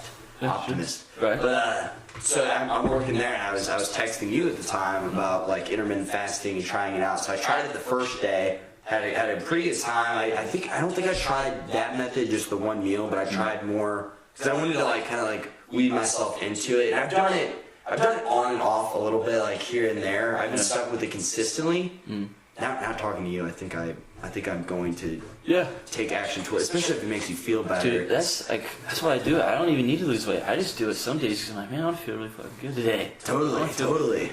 And you've associated that with pleasure, like the pleasure of feeling good. Yeah. That's what I need to do in my mind. But anyway, yeah. So I tried the second day, and this was my like second last day of work, and I was tired of all the bullshit. But I wasn't like crabby, but I was just going about my day, and this girl started giving me shit. I guess I was a little crabby because I was like my body wasn't used to like not handling food. I ended up. This girl told me to roll silverware. I'm like, no, I'm not doing it. She's just being a total. People are gonna be mad at me for using this word, but she's being a total cunt, man. That's like funny. the whole shift, and I'm just like, no, I'm not doing that. And then she started just freaking out like irrationally, and then she went up to the manager and like told on me, and he ends up firing me. I'm like, all right, cool. Yeah. But you could argue that that's because I was attempting a state of fasting. Well, yeah. I mean, if you're not used to it, the first few days might be a little rough. I remember when I first tried it. First day, I was like, I don't really see what all the hype's about. I don't really get it. Second day, I was like, still. But the third day, for some reason, it hit me. I was like, oh, okay. Now Really? I get it. Yeah. Now I get it. And I just felt freaking amazing. I was like, this is what I do from now on. That's like a feeling you get that led to like an epiphany kind of. That's cool. Yeah, and I think that helps me train as much as I was training. Keep in mind, man, I was training incredibly hard and eating minimal food. I was doing this fasting, putting in mad work, and still doing this without any food in my stomach. Wow. I started to notice as well that I felt a lot lighter. My cardio was through the roof. You feel quicker? Yeah, way faster, way lighter. I was performing better. When I would be going for moves, I could see their reaction faster. It almost puts you on like a higher state. Like, really? it's pretty interesting, yeah. That's cool. Yeah. That's very cool. Yeah, so how long does it take? Because I've heard that the state of ketosis, it doesn't necessarily kick in right away. Is that why, the reasoning because you started to feel it on that third day, not that first and second? So honestly, maybe the reason why I felt good was because of ketosis, but I also think it's because of the HGH rising and my brain hormones. I think that's the main reason. Because doesn't it bumps up your adrenal glands and cortisol levels or something with that as well? I'm not sure about too much of the cortisol and all that, but yeah, I don't know. I know the little things about the ketosis. So like, I would do a diet to get into the state of ketosis. So like, it takes about, you know, I want to say at least 5 or 6 days of not eating any carbs to get into a real state of ketosis. Okay, so that's correlated with carbs. Carbs and sugar. Okay. Yeah, so basically whenever your body starts to realize that you're not giving it any carbs. So primarily me and you right now, our body is running off of carbs, which then gets broken down into glucose, right? Which then our body will take that glucose and will store it in our liver. Okay, so then we'll, like right now I'm on glucose. I have glucose, which is basically blood sugar. That's basically what it is. Okay. So basically that's like what we're running on right now. But whenever you stop eating carbs and you stop eating sugar, you're not bringing any, you don't have any blood sugar. You don't have any any glycogen. You don't have anything to run off of. So you start feeling, you get what's called a keto flu. You start feeling pretty shitty. You start feeling pretty down. You get like these side effects. So it is good to have some blood sugar. Yeah. Yeah, Okay. Yeah. But that's where the glycogen kind of plays in again, like that's why you're eating the apple, you're eating a Correct. big potato. Yes, correct. Okay. So because if I fast without that, I can start hitting hypoglycemia, which so it goes right after hypoglycemia, then it goes ketosis. Okay. Yeah, does that make sense? So when you A little bit more. Yeah, when you run out of glycogen, glycogen is the term for when it's stored in your liver. Okay, so it stores glycogen in the liver, and then that glycogen turns to glucose once it goes into the blood, And which that's is the blood most sugar. commonly known as blood sugar. Okay. Yeah. So, whenever you run out of that, you go into what's called hypoglycemia. You start getting really shaky. You start getting faint. If you have diabetes, this is where the problems come in. This is where you could potentially die. Oh wow. Yeah. If you are diabetic, I would recommend looking into it more. But if you're diabetic, hypoglycemia can be detrimental for people who have diabetes. Okay. Yeah. So, but for most people, it's perfectly fine. So what happens is it goes hypoglycemia, and then it goes ketosis. So your body starts realizing, okay, we have no more glycogen, no more glucose, no more blood sugar, right? It starts dipping into your fat storages. So once your body starts burning primarily fat for fuel, you're in a state of ketosis. Okay. And ketosis, people say you feel really good in ketosis because when you burn fat, it's a much cleaner energy source than sugar. So that's why you feel good. You feel really good. But it takes a little bit. It takes about 5 days to get into a deep state of ketosis. Of no sugar, no carbs. And that's hard. That's a hard discipline, It's hard, especially when you don't have the habit established. Yeah, it's hard. Yeah, but you lose weight super fast. Your face gets skinny, you look pretty good, but it's hard to maintain. I believe it. Because if you eat like a chip, you're out of ketosis. Really? Yeah, because think about it, that's carbs. Your body's like, oh, there's the glucose. Even that small of a portion, one chip? If you're not, if your body isn't used to ketosis, then it'll kick you out of it. Wow. Yeah, but it might not be too long to get back into it. It might take another day to get back into it. But not 5 days again, Wow. Yeah, I might be kind of butchering all this stuff, so if you're into it, just Google it, But like I said, I've messed around with the ketogenic diet, calorie counting, cutting my carbs in half, and intermittent fasting has been the best one. Okay. By far. Just makes it very easy. So, and you feel amazing. Really? Doing it, Yeah. That's one of the most attractive things to me. Yeah. Another attractive thing I heard the other day about intermittent fasting is that it's really good for longevity. Yeah. Yep. Really? Yeah, so again, that goes into intermittent fasting also. So it reduces your chance at cancer. Really? Yeah, it dramatically drops your risk for cancer, type 2 diabetes, leukemia, and Parkinson's, as well as, I think that's all I know off the top of my head. and also preserves for longevity in life. Wow. Yeah. So if you think about it, so if we're always eating, our body is constantly. So when you eat, your body has to use what's called insulin to balance out your blood sugar. So when you're constantly producing that insulin, that's how people get diabetic. If they're constantly eating sugar, carbs, that means their liver is constantly producing insulin. I think it's the liver is constantly producing insulin to balance out that blood sugar. Right. Which is, so like if you run out of insulin, that's how you get diabetic. Okay. Because your liver is just like, I think it's the liver, is like, okay, we're done. We're done here. We're done producing insulin. Far too much sugar has been coming in the body. It's done. Wow. It just shuts down. Yeah, so whenever you fast... That's scary. That's something that's so common in our culture can shut down a vital organ. Yeah. That's fucking insane. Yeah, it just stops producing insulin, which is then why that's how you get diabetic, basically. Okay. Yeah. So, but yeah, when you do fasting, basically you're preserving that insulin. You're not producing any insulin. Your body loves it. It's super happy you're doing that, because you're giving your freaking body a break from just digesting. Right. If I go back again to like the hunter and gatherers, like we weren't eating that much. We would wake up.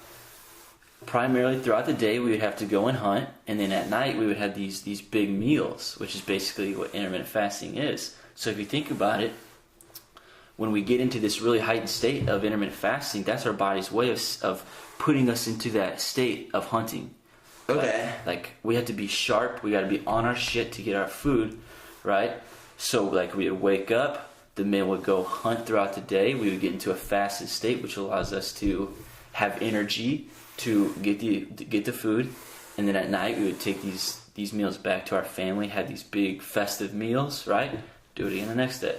Do it again the next day. So is it kind of a primal feeling? Exactly. Primal state, which I'm sure that aligns with your goals in Jiu Jitsu as well. Yeah. Not to even mention the cutting weight aspect. Right, 100%. It puts you in, you feel very primal. Wow. Yeah, so like it goes back again to everyone nowadays seems pretty depressed, pretty anxious, and that can be because of a lot of things. Their diet, right? Lack of movement. They're thinking far too much, and then it all goes back to if you try intermittent fasting, right? You get into a heightened state, right? It puts you in like the now, right? You feel great, and it's just basically, it's a primal feeling. That's what we date back to. That's how we evolved. Right. And now we're in this weird period of time where like things are like changing. We're always eating. We have like these weird like jobs we got to show up to. You know what I mean? Like it's just it's different. It is a weird time, and it's not a time that's existed forever. It's extremely temporary, and people kind of forget that. Like even 100 years ago, common lifestyle is very, very different than 100 years ago. Yeah, for sure. Yeah, man. So that's why I think when you get into that intermittent fasted state, it's like it's a primal feeling.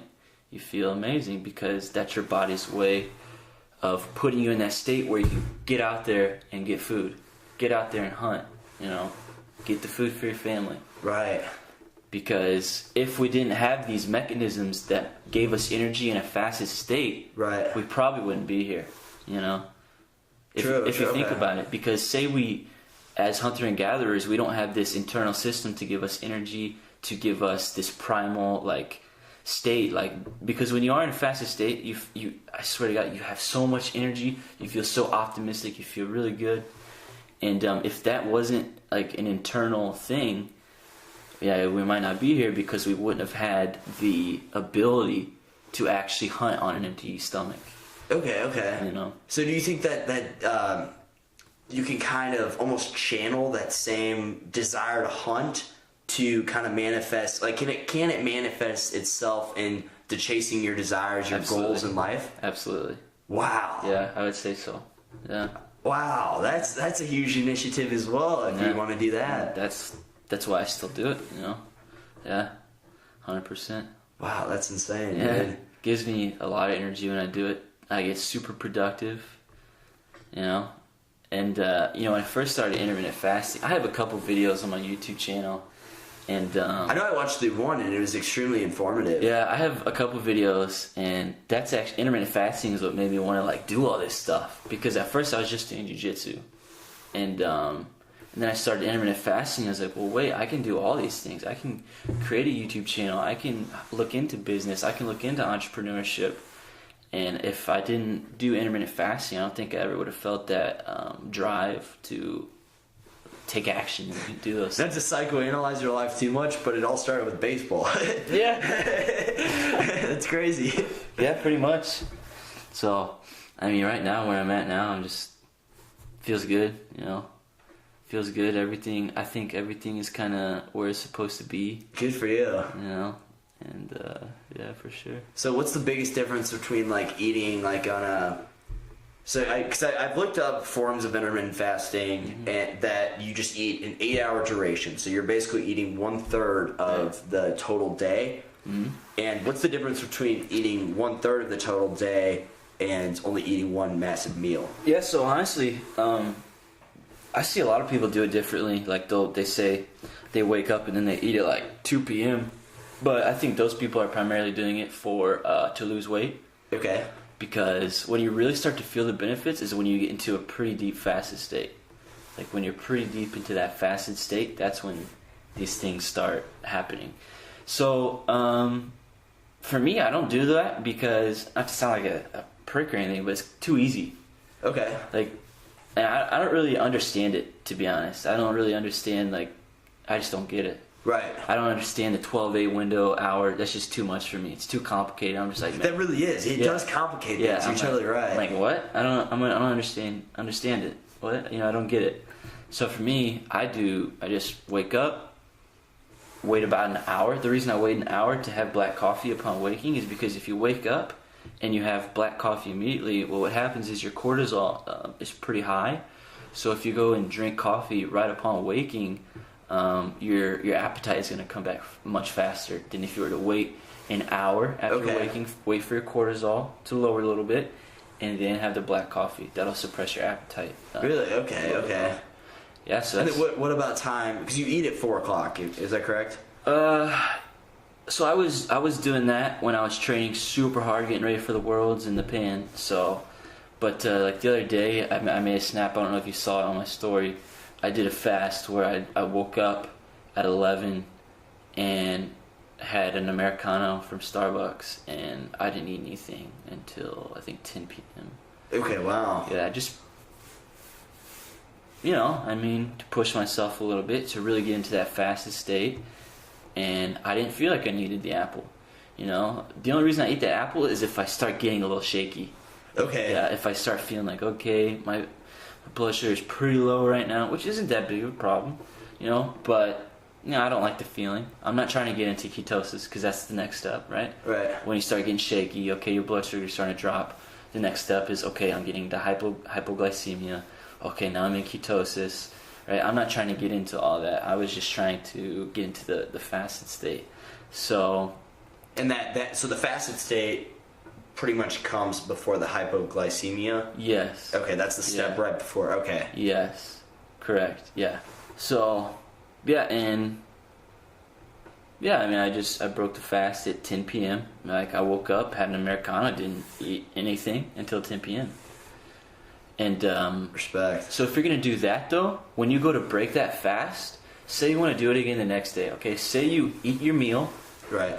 And so you break your fast at 10 p.m., but say there's not enough carbs. Say you only have like some meat and some vegetables, all right? So what's going to happen is you're going to go to do the fast again the next day, and at like 3 p.m., you're going to start feeling shaky, maybe even hypoglycemia, because when you broke that fast the night before, you didn't eat enough carbs. Does that make sense? Yeah, okay. So whenever I break that fast, say I want to do an extreme fast again the next day, I make sure to have a lot of rice, a lot of carbs, a lot of starches, a lot of bread. That way, it will allow me to get into that fasted state, and I'll still feel really good. Because if you don't eat enough carbs when you break that fast, and you go to get into that fasted state again, you want to feel really good, you want to feel it again, you don't have enough carbs, so what's actually going to happen is you're going to start getting the hypoglycemia, which doesn't feel that good. Okay. Yeah. Which So it's that fine line you gotta establish. Yeah, okay. and that's exactly, and I found all this stuff out through feeling it in my own body, basically. Wow. Yeah. So. And then you started to apply the research as well. Yeah, and then I made YouTube videos on it as well. So, but yeah, so if you want to do an extreme fast like that, and you go to break that fast, if you want to do it again the next day, you got to eat a lot of carbs. You basically have to eat a huge meal. Okay. Yeah. But if you're doing it for weight loss, now that's a different thing. There's a fine line. Okay, you want to eat enough carbs, not too many, right? You want to eat a nice meal, maybe around 2,000 calories, and then in one meal. Yeah. Wow. Yeah, that's a good thing about it. Wow. Yeah, and you'll still lose weight. Yeah, because everyone's different. Like you probably have maybe like a 3,200 calories you need to eat per day to maintain your weight. Right. But to lose weight, you want to go a little under, so maybe like 2,600 calories. So if you eat nothing, but you save that all for one big meal, you get a 2,600 calorie meal you get to eat, and you're going to feel super satisfied, and you're not going to feel like you're dieting, because you can eat a donut, you can eat freaking whatever, you can eat a freaking sandwich, That's cool. That's super cool. Yeah, which is why I did that, I feel like if I were to do something like this, and I definitely plan to, and this is definitely inspiring action. Yeah. Yeah. But would I feel like my method that I would want to take is maybe one big meal and then like a smaller one like 2 hours after. So it's like a 4-hour gap. Yeah. Would that be effective? Yeah, that's what I do sometimes as well. So like I would break the fast at night, and then like I'd probably get a sweet tooth, probably eat some cookies or something. Is that what you're asking? Yeah, pretty much. Yeah. Something like a post meal to kind of follow, because just to space out like the protein coming in, so that your body's breaking it down, not all at once. I don't even know if that'd be better. I just think for personal preference, I think it. Yeah, you could do that for sure. Okay. Yeah, definitely. Yeah. There's Kino Body. This guy who I pretty much learned all this from. Yeah, I'll write his name down. Yeah, too. for sure. If you really want to learn about intermittent fasting, go check out Kino Body. Is that camera still on? No, the camera actually died, so we just it usually only but I think that memory card ran out. But Audio. Yeah. So I'll just switch over, and actually, if you want to, we can take a selfie at the end of this. Yeah, for sure. And I'll just use that selfie on there. Yeah, I'll throw it on my Snapchat and Instagram. Tell people to go check it out. Yeah, I appreciate we'll that. Get some views. Yeah. So yeah, man, intermittent fasting is amazing. Yeah, it's Definitely. interesting. You should try it. Yeah, you will definitely lean down, but you'll keep that muscle. You will. That's super appealing. You'll be shredded. Yeah, I mean, it's just so many benefits, and it doesn't sound like it has much drawbacks to it at all. No, not. No, the reason why you feel like that is because that's kind of how we evolved to feel. Right. It's kind of how our bodies evolved, Just genetically, like, charging us. Okay. Yeah, and if you think about how people eat nowadays, no wonder that everybody's like not feeling the best. And everybody's lack of energy. Everybody's always so tired. Yeah. Also, you'll notice that with intermittent fasting, when you do go to eat, your body's like, whoa, okay, we're going to sleep. Like this. It'll put you out, really. Yeah. For a couple reasons, because the insulin spike, right? Because it's trying to balance everything out. Insulin is basically what makes you tired. Okay. When insulin starts to release, like this Christmas, you're gonna notice like you're with your family. Grandpa just ate a huge freaking meal and he's out on the couch. True. So that's why. Yeah. And I have noticed that, that obviously not with intermittent fasting, but I'll eat something extremely carby, like that's very heavy. I'm just like 20 minutes later, I'm so fucking tired. It's the insulin. Okay. Yeah. And because it's not sleep. Mm-hmm. So that's what it is. It's the insulin. That's okay. Yeah. That's exactly why. Yeah. So you'll notice that. When you go to start breaking that fast, you'll be like, wow, I see it now. Because in that fasted state, you have so much damn energy. Right. Like the other night, I was like, should I do a 48-hour fast? Like, I feel amazing. I'm not even that hungry either. Like, wow. But I was like, I'll go ahead and break the fast, Right. But yeah, you'll feel so good and really not even that hungry. You'll be like, wow. In the cardio, that aligns with my cardio goals, because I'm trying to drop 20 seconds off my mile time. Nice. From a few months back. But yeah. Sick. So that'll help a lot. You been running? Yeah, I've been trying to improve because I ran a 6:15 at the beginning of the semester, and then I've been running a shit ton since then, like trying to improve that, but I haven't ran a mile since. Yeah. And also like because I play indoor soccer in like the winter and whatnot, Nice. so like to I guess stay in shape for that as well. 6:15 mile. That's crazy. Yeah, I was happy with it. That's nuts, dude. I was a little not sick, but I had like a light cold that day too. So I was like, I'm really optimistic for the next one I run. I need to time it. I don't want to run in the cold though, because I feel like that'll drop my time. Yeah, maybe. Raise my time. Try intermittent fasting and then go run. You'll feel lighter, faster, sharper. I guarantee it'll cut time off your mile. Oh, absolutely. Yeah. Especially if I lost weight on top of that. Mm-hmm. How could I not? How could I not improve it? Yeah, people think you can't like perform on an empty stomach, which is so false. And I ran 10 miles with no water and no food. No. In a complete fasted state. Yeah. Wow. Yeah. No water. No water. Holy shit. 10 miles. Did you cramp up at all after you? Nope. No way. Felt amazing. Was it like pretty relaxed? After, of course, I drank water. Okay. But like beforehand, nothing. No Nothing. water. No. Wow. Yeah. I might have drank water before. Yeah, but during, no. Wow. Yeah. No food though at all. Yeah. Felt amazing. I respect that you're a conscious eater because I struggle with it personally a little bit, but not nearly as much as most Americans. Right. Like you could just be like semi-conscious, just shoving shit down your throat, not even thinking about it. And that's another thing on the topic of like kind of leaving the moment. Like it's so easy to just be like a glutton and just shoving food down your throat without even really thinking about it. Like you can literally have you ever eaten, this is like the most semi-conscious state I've ever been in. I realized it when I was there, but I was eating, it doesn't matter what it was. Say I'm eating an Oreo, I have a pack of Oreos, I'm eating one Oreo, and as I'm eating this Oreo, I'm already thinking about the next fucking Oreo. What's that? It's so true. I don't know. That's how it is too when I eat that kind of stuff. I'm like, I just stuff in my face, you know? I don't know what it is. It's that same thing with the mind. It's like we're always, for some reason, worried about the freaking future. Like, I'm eating this Oreo, you know, like, all I'm worried about in my mind is the next freaking Oreo and the next one. Right. You know, like, for some reason, we're just always, what's next? What's next? And we can never just be here. I'm not even enjoying the fucking Oreo that's in my mouth. I'm thinking about the next one. And you continue to think about the next one, and it's just, and then next thing you know, you're out of Oreos, and you just ate 3,000 calories, and then you feel like a piece after. So true. You don't feel good afterwards, and then it ruins your whole day. And then you do it again the next day, and you wonder why you're not productive. You wonder why you're depressed. Totally. You wonder why. You know, it's. Well, even the mental delay, man. Like there was this time over the summer recently where I ate like 5 or 6 pancakes just back to back to back. This is like 3 hours before Jiu Jitsu practice. And I went there and I didn't feel like super, I felt slowed down, like physically, but more than anything, I felt very, very mentally delayed. Like I was like out of it, man. I felt, like we were saying with the hangover earlier, like I felt just dumb. Like, that's another thing also with intermittent fasting is like, you'll notice how clear your mind is. So like when you eat, there's almost like this heavy brain fog, okay?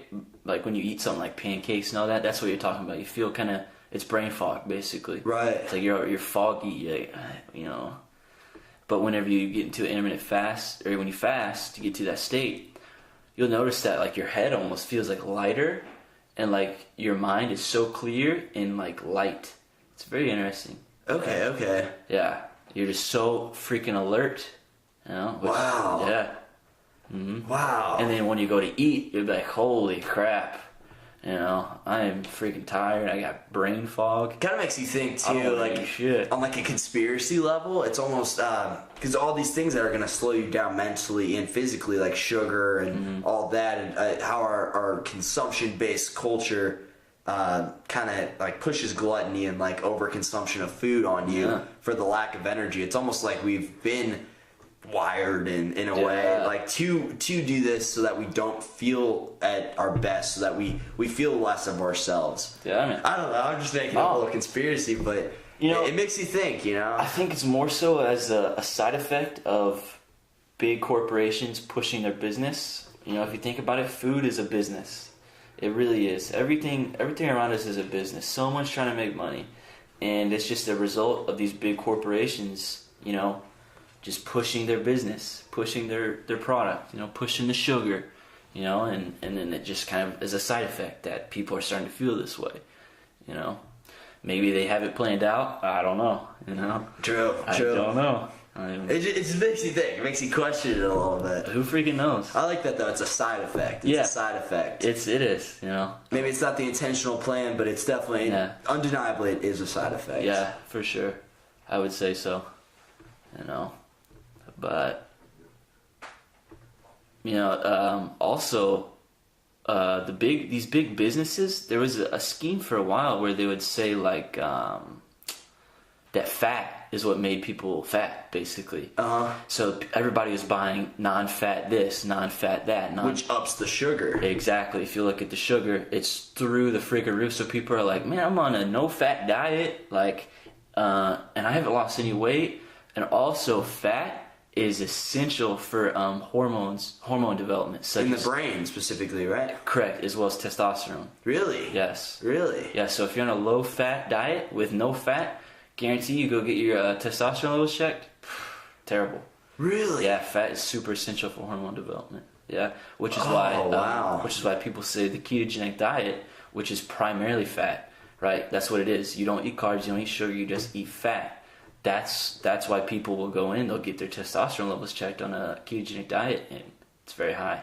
Wow. Yeah, it's because their hormones are through the roof. Yeah, just like the old food pyramid. Because I didn't realize that until lately. I saw a post about it, how they've pretty much just said that's complete bullshit. What we grew up learning. I remember learning that in first grade. Yeah, me too. Like the eat as many carbs, and then eat as little as this. And it's bullshit. Like, and it kind of makes sense, like, on that conspiracy topic as well, because you control the public and what they're consuming, you kind of control a little bit more of what they're thinking. And then you control what they're thinking, you control their actions. What is that cereal brand? Millville? Is that what it is? Millville, I'm not I don't think I'm familiar with it. Or something like that. I don't know. I'm sure, but you gotta think about it. All this is tied in with the government. The government is what basically is pushing that out. They're pushing out like their business. Right. Eat their bread. Agenda. Eat the cereal. Breakfast. Your first meal in the morning. Breakfast is the most important meal of the day. Bullshit. Complete horseshit. So don't eat it. Don't eat it. Because if you start out your day just eating all this carbs and all this sugar, your insulin is spiked through the roof. And you're going to have a crash in like an hour or so. And you're going to feel super unproductive and tired. And, you probably shouldn't eat breakfast. Yeah. That's what I'm learning now is like everything you've been told, man, it's all bullshit. Yeah. And it makes you question other parts of life too. But that's fucking crazy because I always made a point when I was younger to eat breakfast because I was always hear that so that you'd have energy throughout your day. But it's crazy that what we've learned is complete utter bullshit. Yeah, and if you do it every day, you might become accustomed to it. You might go, I don't see the problem with it. I feel fine. Right. But you don't see the other side of it. Right. You only get that one perspective, and I feel you're comparing it to other days where you felt lesser, but you never really you felt this. Not to call it like superhuman, but like this superhero strength. Yeah, you feel the other side of it. Especially if it's like what was boosted up by 200% again? HGH. HGH. That's crazy. Yeah. Yep. I swear, I looked it up. It's a real statistic. I didn't know that was naturally produced by the body until you said that. Yeah, human growth hormone is responsible for preserving muscle mass as well as increases fat loss, the rate of fat loss. Okay. Yeah, so when that's through the roof, you're preserving muscle while losing fat. That's it. That's two goals at once. Yeah, most people think, if you don't eat, you're going to be burning fat or muscle. That's what I was always led to believe as well. Whenever I got really into lifting weights. Not true. Yeah. Also, let me tell you this. People say you have to eat this amount of protein at this time. 30 minutes after your workout, you have to do it, which is not true. As long as you eat enough protein at the end of the day, you're fine. It doesn't have to be 30 minutes after a meal. It doesn't have to be, or 30 minutes after a workout. It doesn't. It doesn't have to be 20 minutes before the workout. And during. It just doesn't. So what is your if you're not eating it like directly after? What is your body using to rebuild that muscle tissue? HGH. Yeah, Really? Yeah, I was just about to say. So whenever you work out on a fasted state, HGH actually, I think, even more than it would be if you're just fasted. So, say you're in a fasted state, sure, HGH is up, times 200%. But then if you go exercise in a fasted state, your HGH actually goes up even more, which helps preserve muscle mass, burn fat, and then at the end of the day, you can go eat your protein and build muscle. And honestly, I don't even think that it's that necessary to eat the protein at the end of the day. Really? Yeah, I mean, like I said earlier, you don't want to do it for like 3 days because then it will start dipping into muscle storages. Okay. But it's actually better to also fast after a workout because yes, this is HGH just through the roof. Really? Because there's this guy, you should look into it, Mark Sisson. He's big on this. Yeah, Mark Sisson. He's a big proponent on not eating after workout because what he says after a workout, we always indulge in carbs and protein to help build these muscle, but actually what we're doing is we're suppressing our natural hormone development to build that muscle, feeding it with these exterior supplements. And then we become dependent on those. Yes, and it also is probably better that we just allow our natural ability to build the muscle, just leave it be. Okay. So does HGH kind of play in with protein synthesis at all? I would say so. I think there is actually some science behind that. Yeah. Okay. With protein synthesis and HGH. Yeah. So if I'm you said earlier if I'm going to eat anything, like even eat one single chip, it'll take your body out of a state of fasting. So,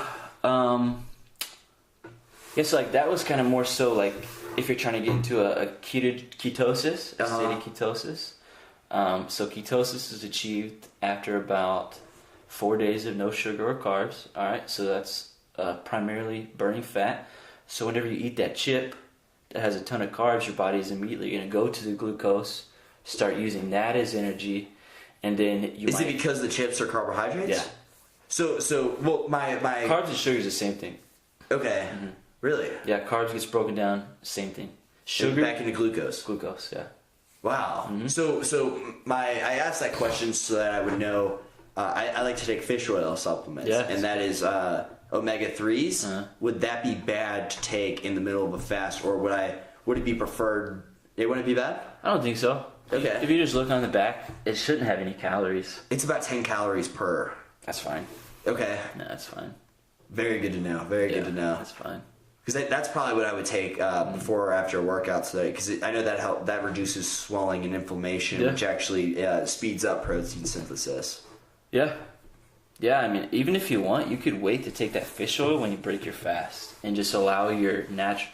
So you probably got fed that information from someone who's also big on like eating protein and shit after a meal, blah, blah, blah, or after a workout. Which isn't like a bad thing. I'm fine with that. You can get results doing that, absolutely. But and maybe they have different goals too. They might just want to be bulking. Yeah, right. But it's good to just after a workout stay in a fasted state. Your body will take care of it. I'm really appreciative that you said that because I've been wanting. I guess my mind has, because I haven't done much research on this to kind of see all the benefits to be like, okay, this is something I need to do. Yeah. So now this is going to inspire action. Yeah. But what I was worried about, I guess, I don't know if this was my mind finding an excuse or if this was, or what it was, but I was always a little bit hesitant to try fasting because I'm like, well, what about bulking? Like then my workout's just a waste. But no, that's bullshit. No, you're still gonna grow. It's gonna boost those HGH levels even more. Okay. So what you can do if you really want to like do some sort of bulking is when you go to break that fast, just have a freaking huge meal. Just have a huge meal. Right. Like 3,000 calories. Wow. That's what that guy does. Kino Body. What he does is called lean bulking. So he eats a little bit over maintenance. Right? What does that mean? So maintenance, to say for you, 3,200 calories is maintenance. So if you want to maintain your weight, you eat 3,200 calories. If you want to lose weight, you eat 2,900. If you want to gain weight, you would eat like 3,500. So that's like how people get fat. They eat over their maintenance calories in a day. Right. So say you say for you to maintain your weight, you should eat 3,200 calories a day. Well, if you're eating 6,000 calories, it's far over maintenance. You're gonna gain, right? Okay. But what he says is like you should do lean bulking, just a little bit over your maintenance if you want to try to like get bigger. Right. So like, yes, absolutely, you can do intermittent fasting and eat like maintenance meal and gain muscle. Absolutely. Yeah. Okay. But if you want to like do like what's called bulk, right, which is huge and like lifting and shit, everybody like wants a bulk, then you would just eat a little over maintenance when you break that fast. Okay. So it's simple enough to kind of break down the amount of calories gained versus the amount of calories lost. Yeah. So a lot of people will do, if they want to do bulking, what they'll do is they'll just eat a shit ton of food, gain an unnecessary amount of fat, and then they'll do what's called a cutting phase, which is then they'll start eating these small meals, just miserable, which honestly is not maintained. You can't maintain that. You can't maintain that, no. Really? Wow, okay. If That's the dieting I've been the most familiar with, is trying those small meals. That's what they always do, is they eat so much, they gain a ton of fat, and then what will happen is they'll be like, okay, time to do the cutting phase, and they lack the discipline, and they just stay fat. If you look around, like I can think of many names off the top of my head of people I know who have done that, and you're absolutely right. It's just kind of fat. Ditto over here. Yeah, absolutely. They were like, okay, I'm gonna do this bulking phase. I'm told I need to be eating. It's the fun part. 3,000 calories, drinking protein, the calories. Just eating, and like, okay, time to do the cutting phase, and then they might lack the discipline to actually do it. And some people do have the discipline. They do see results because they are doing the calories in versus calories out, right? They're eating below maintenance. Does that make sense? Yeah. But they're just doing it in these tiny meals. They're eating about 6 meals a day, but it's just like 3 pieces of broccoli and like 3 bites of chicken, and they're doing that like 6 times a day, which isn't necessary. And like you said earlier, it's fucking harder. Yeah, and you're not gonna be able to maintain that. Good luck. Wow. You're not gonna be able to do that for a year. Yeah. It's bullshit. You're not gonna be able to do it. It's so much easier to just worry about one meal a day. Yeah. One meal a day. Yeah, so like that's... Especially if you're eating the same meal. It's the same exact amount of calories every single day. Yeah, so or maybe a versatility, a little like 3 different meals or whatever it is. Yeah, so if you're talking about bulking, so this is his strategy. What he'll do is he'll still do the fast. He'll get all the HGH benefits. He'll get all the mental benefits, all the, personal like care benefits, right? Okay. And then he'll go to break his fast, but he won't eat an unnecessary amount. He'll eat just a little over maintenance, and that's what's called a lean bulk. Wow. Yeah. So you're still leaning out during the day, right? You're in a fasted state, and then you go to break that fast. You eat just a little over maintenance, right? Which is a way to bulk, but it's a slower process. But there is no bulking / cutting phase, and it's not miserable. It doesn't suck. It's pretty easy. Wow. So you're essentially like naming a diet that reduces the risk of all these diseases. Correct. Increases longevity. Correct. Increases HGH, protein synthesis, fat burning. It's much simpler than eating 6 times a day. Yes, correct. Yeah. I know, man. What's the catch? You know what I mean? Like I know, right? There isn't one. That's crazy. It's a little hard at first, but that's it. It's just the discipline in the beginning, and that's totally fucking worth it. So easy. Yeah, wow. You can do it. Yeah, man. So. Well, is there anything else you want to cover, or? I don't think so, man. I don't know. Dude, like I said earlier, I'm not trying to talk. I'm not gonna say I'm gonna do this because of this conversation. Sure. I'm just gonna do. Yeah. I mean, you can, talk, but just back it up. Yeah, totally.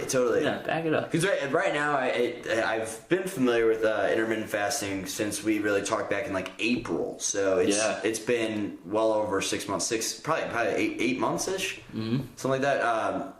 And I've tried it maybe 5-6 times. Yeah. And not even just the one meal. I've tried the 8 hours. So right. If you wanna stay motivated, if you're having trouble in the state, like, man, I don't feel the best, or like, man, I don't know if I should do this, like, shoot me a message, and I'll just be like, here's why you should, blah, blah, blah. Right. You know? Or even listen to this podcast again. Exactly.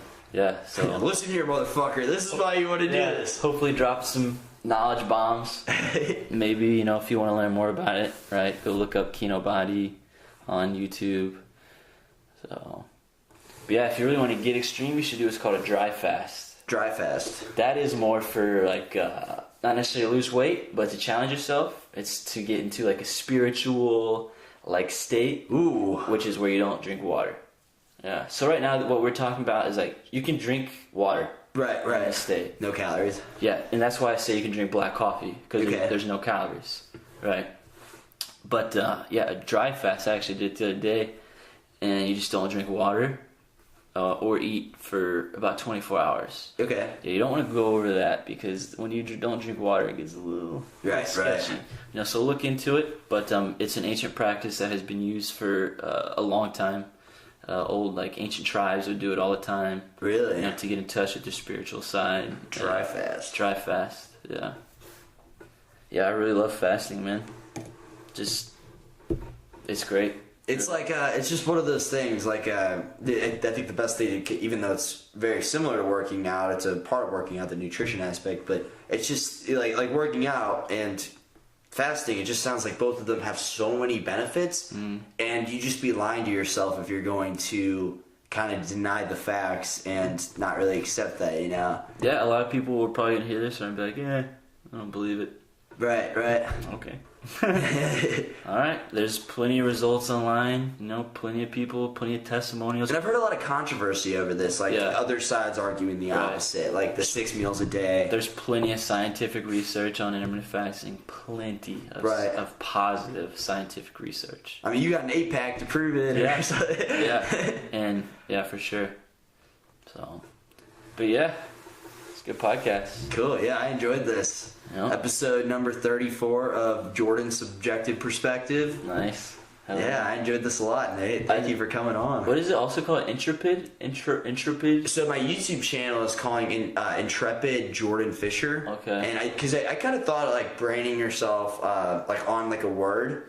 I got the idea from two places. One from Joe Rogan. He calls himself Powerful Joe Rogan. Nice. He kind of owns that idea, that word in your mind whenever you hear the word powerful, like Joe Rogan. Yeah, like if you were to write down the next few things. So the idea behind that is I want to, anytime anybody hears the word intrepid, since it's I kind of want to monopolize that word, because I've never heard it really before. Like, whenever I hear intrepid, before hearing that, I would have thought of nothing. Yeah. And it means fearless and adventurous. And I would say that describes me pretty well, especially with my with I'm pretty open-minded. Yeah. Then I like to take on my curiosity with, like, an intrepid mindset to, for sure, kind of like I think there's no waters that shouldn't be tread. You know what I mean? Yeah. Like everything should kind of be Open tried, mind. or at least considered with an open mind. Man, this life, it's like just do some things. Get out of your comfort zone, experience new things.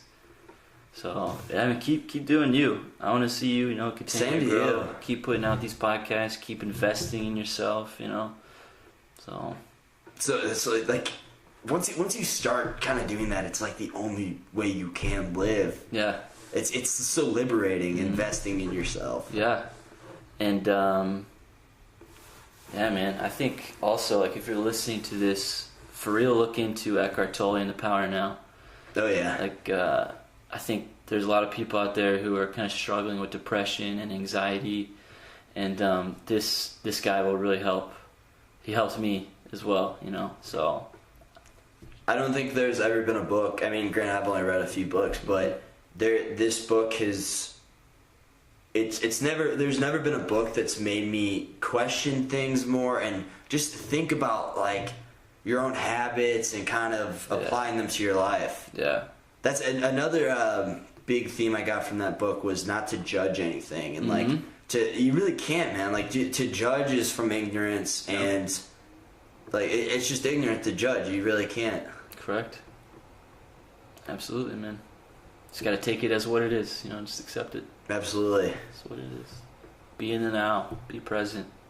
Be here now. Because when the now is gone, you're gonna look back and you're gonna think, I didn't even appreciate, where I was. I didn't even embrace my surroundings. I didn't even embrace life. I was just too in my head, constantly worried about what's not there. And then you're regretting what you can't change. Yep.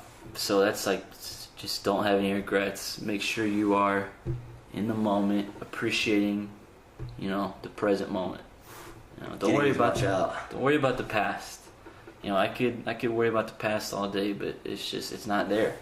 The only thing I like about the past is I like to keep it around as you can learn a lot from, like, especially if you take time to reflect on your life. Yeah, it's good to look at the past and accept it. Don't fight it, and don't necessarily identify with it, because I think a lot of people look at the past and like, well, 2 years ago I did that and it didn't work out, and that's just the type of person I am, and I can't do these things, which is just not true. Right. That's a good point. I never really thought about that. Letting the past define who you are as a person. Yeah, and people might hear this and be like, well, yeah, it's cool to say, but it actually does. But it doesn't. And Eckhart Tolle kind of helps you realize that, because the past, it's not there. The only place the past is in your mind. Right? You have these little snippets and memories of it, but that's not who you are. Right. If you think about it, your cells are constantly changing. I don't know the statistic, but they say like every other day or some shit, like you have 2,000 new cells. That I completely butchered it, but like you're literally a new person. After like 10 years or so. Yeah, I've heard that as well. You're literally a new person, so the only thing that is holding you from that old person is these false memories that actually may have had a purpose, right, to who you are now, but you're just identifying with the past and holding on to those like tragic, moments. So, and if you had something unfortunate happen to you in your life, I mean, I don't know what happened in whoever's listening to this life, but whoever's listening to this, their life, but just the best way to overcome that and come out on top, like kind of like you did with baseball, is to accept it fully and then learn from it, because all it is a temporary setback, and if it held you back from where you're going to go, you could either dwell on the past and let that shit consume your being and kind of influence your actions that you carry on in the future, or you can just accept it, learn from it, and move forward. Absolutely. Yeah, man, bottom line. Well, you have any send-off notes? Invest in yourself. Invest in yourself. That was kind of the underlying theme of this podcast. Invest in yourself. Always look to optimize your being, You only get one life. Yeah. And we're all going to die. Yeah, be in the moment now. Absolutely. Before it's gone. Cool. I really appreciated having you on, Nate. Yeah, for sure. It was good. I enjoyed this as much as I thought I would. Probably even more, because this ketosis, the fasting, I learned a lot more than I thought I was going to. That was a good podcast. I definitely want to do it again. Absolutely. I plan on having you on again. Yeah, if assuming you're in town. Yeah. Which if you're not in town, then I wish the best for you. Yeah, you too, man. Thank you. Just keep hustling. Hey, keep same putting to you. in the work. Keep investing in yourself. It'll pay off. Absolutely. I believe it. So. Cool. Well, that sums it up. Oh shit, dude, we made it to 2 hours. We're 2 hours 2 minutes right now. For real? Yeah. Dang. That's bye. Yeah, really. Jeez. Really, I didn't realize it was 2 hours either. I thought we were like an hour and a half. That's crazy. If you made it all the way to 2 hours, this podcast, I couldn't tell you more. Like, I appreciate your time. Yeah, appreciate it, and I hope you learned as much as I did and enjoyed it as much as I did. Yep, same here. Appreciate it. Have a good one. Bye.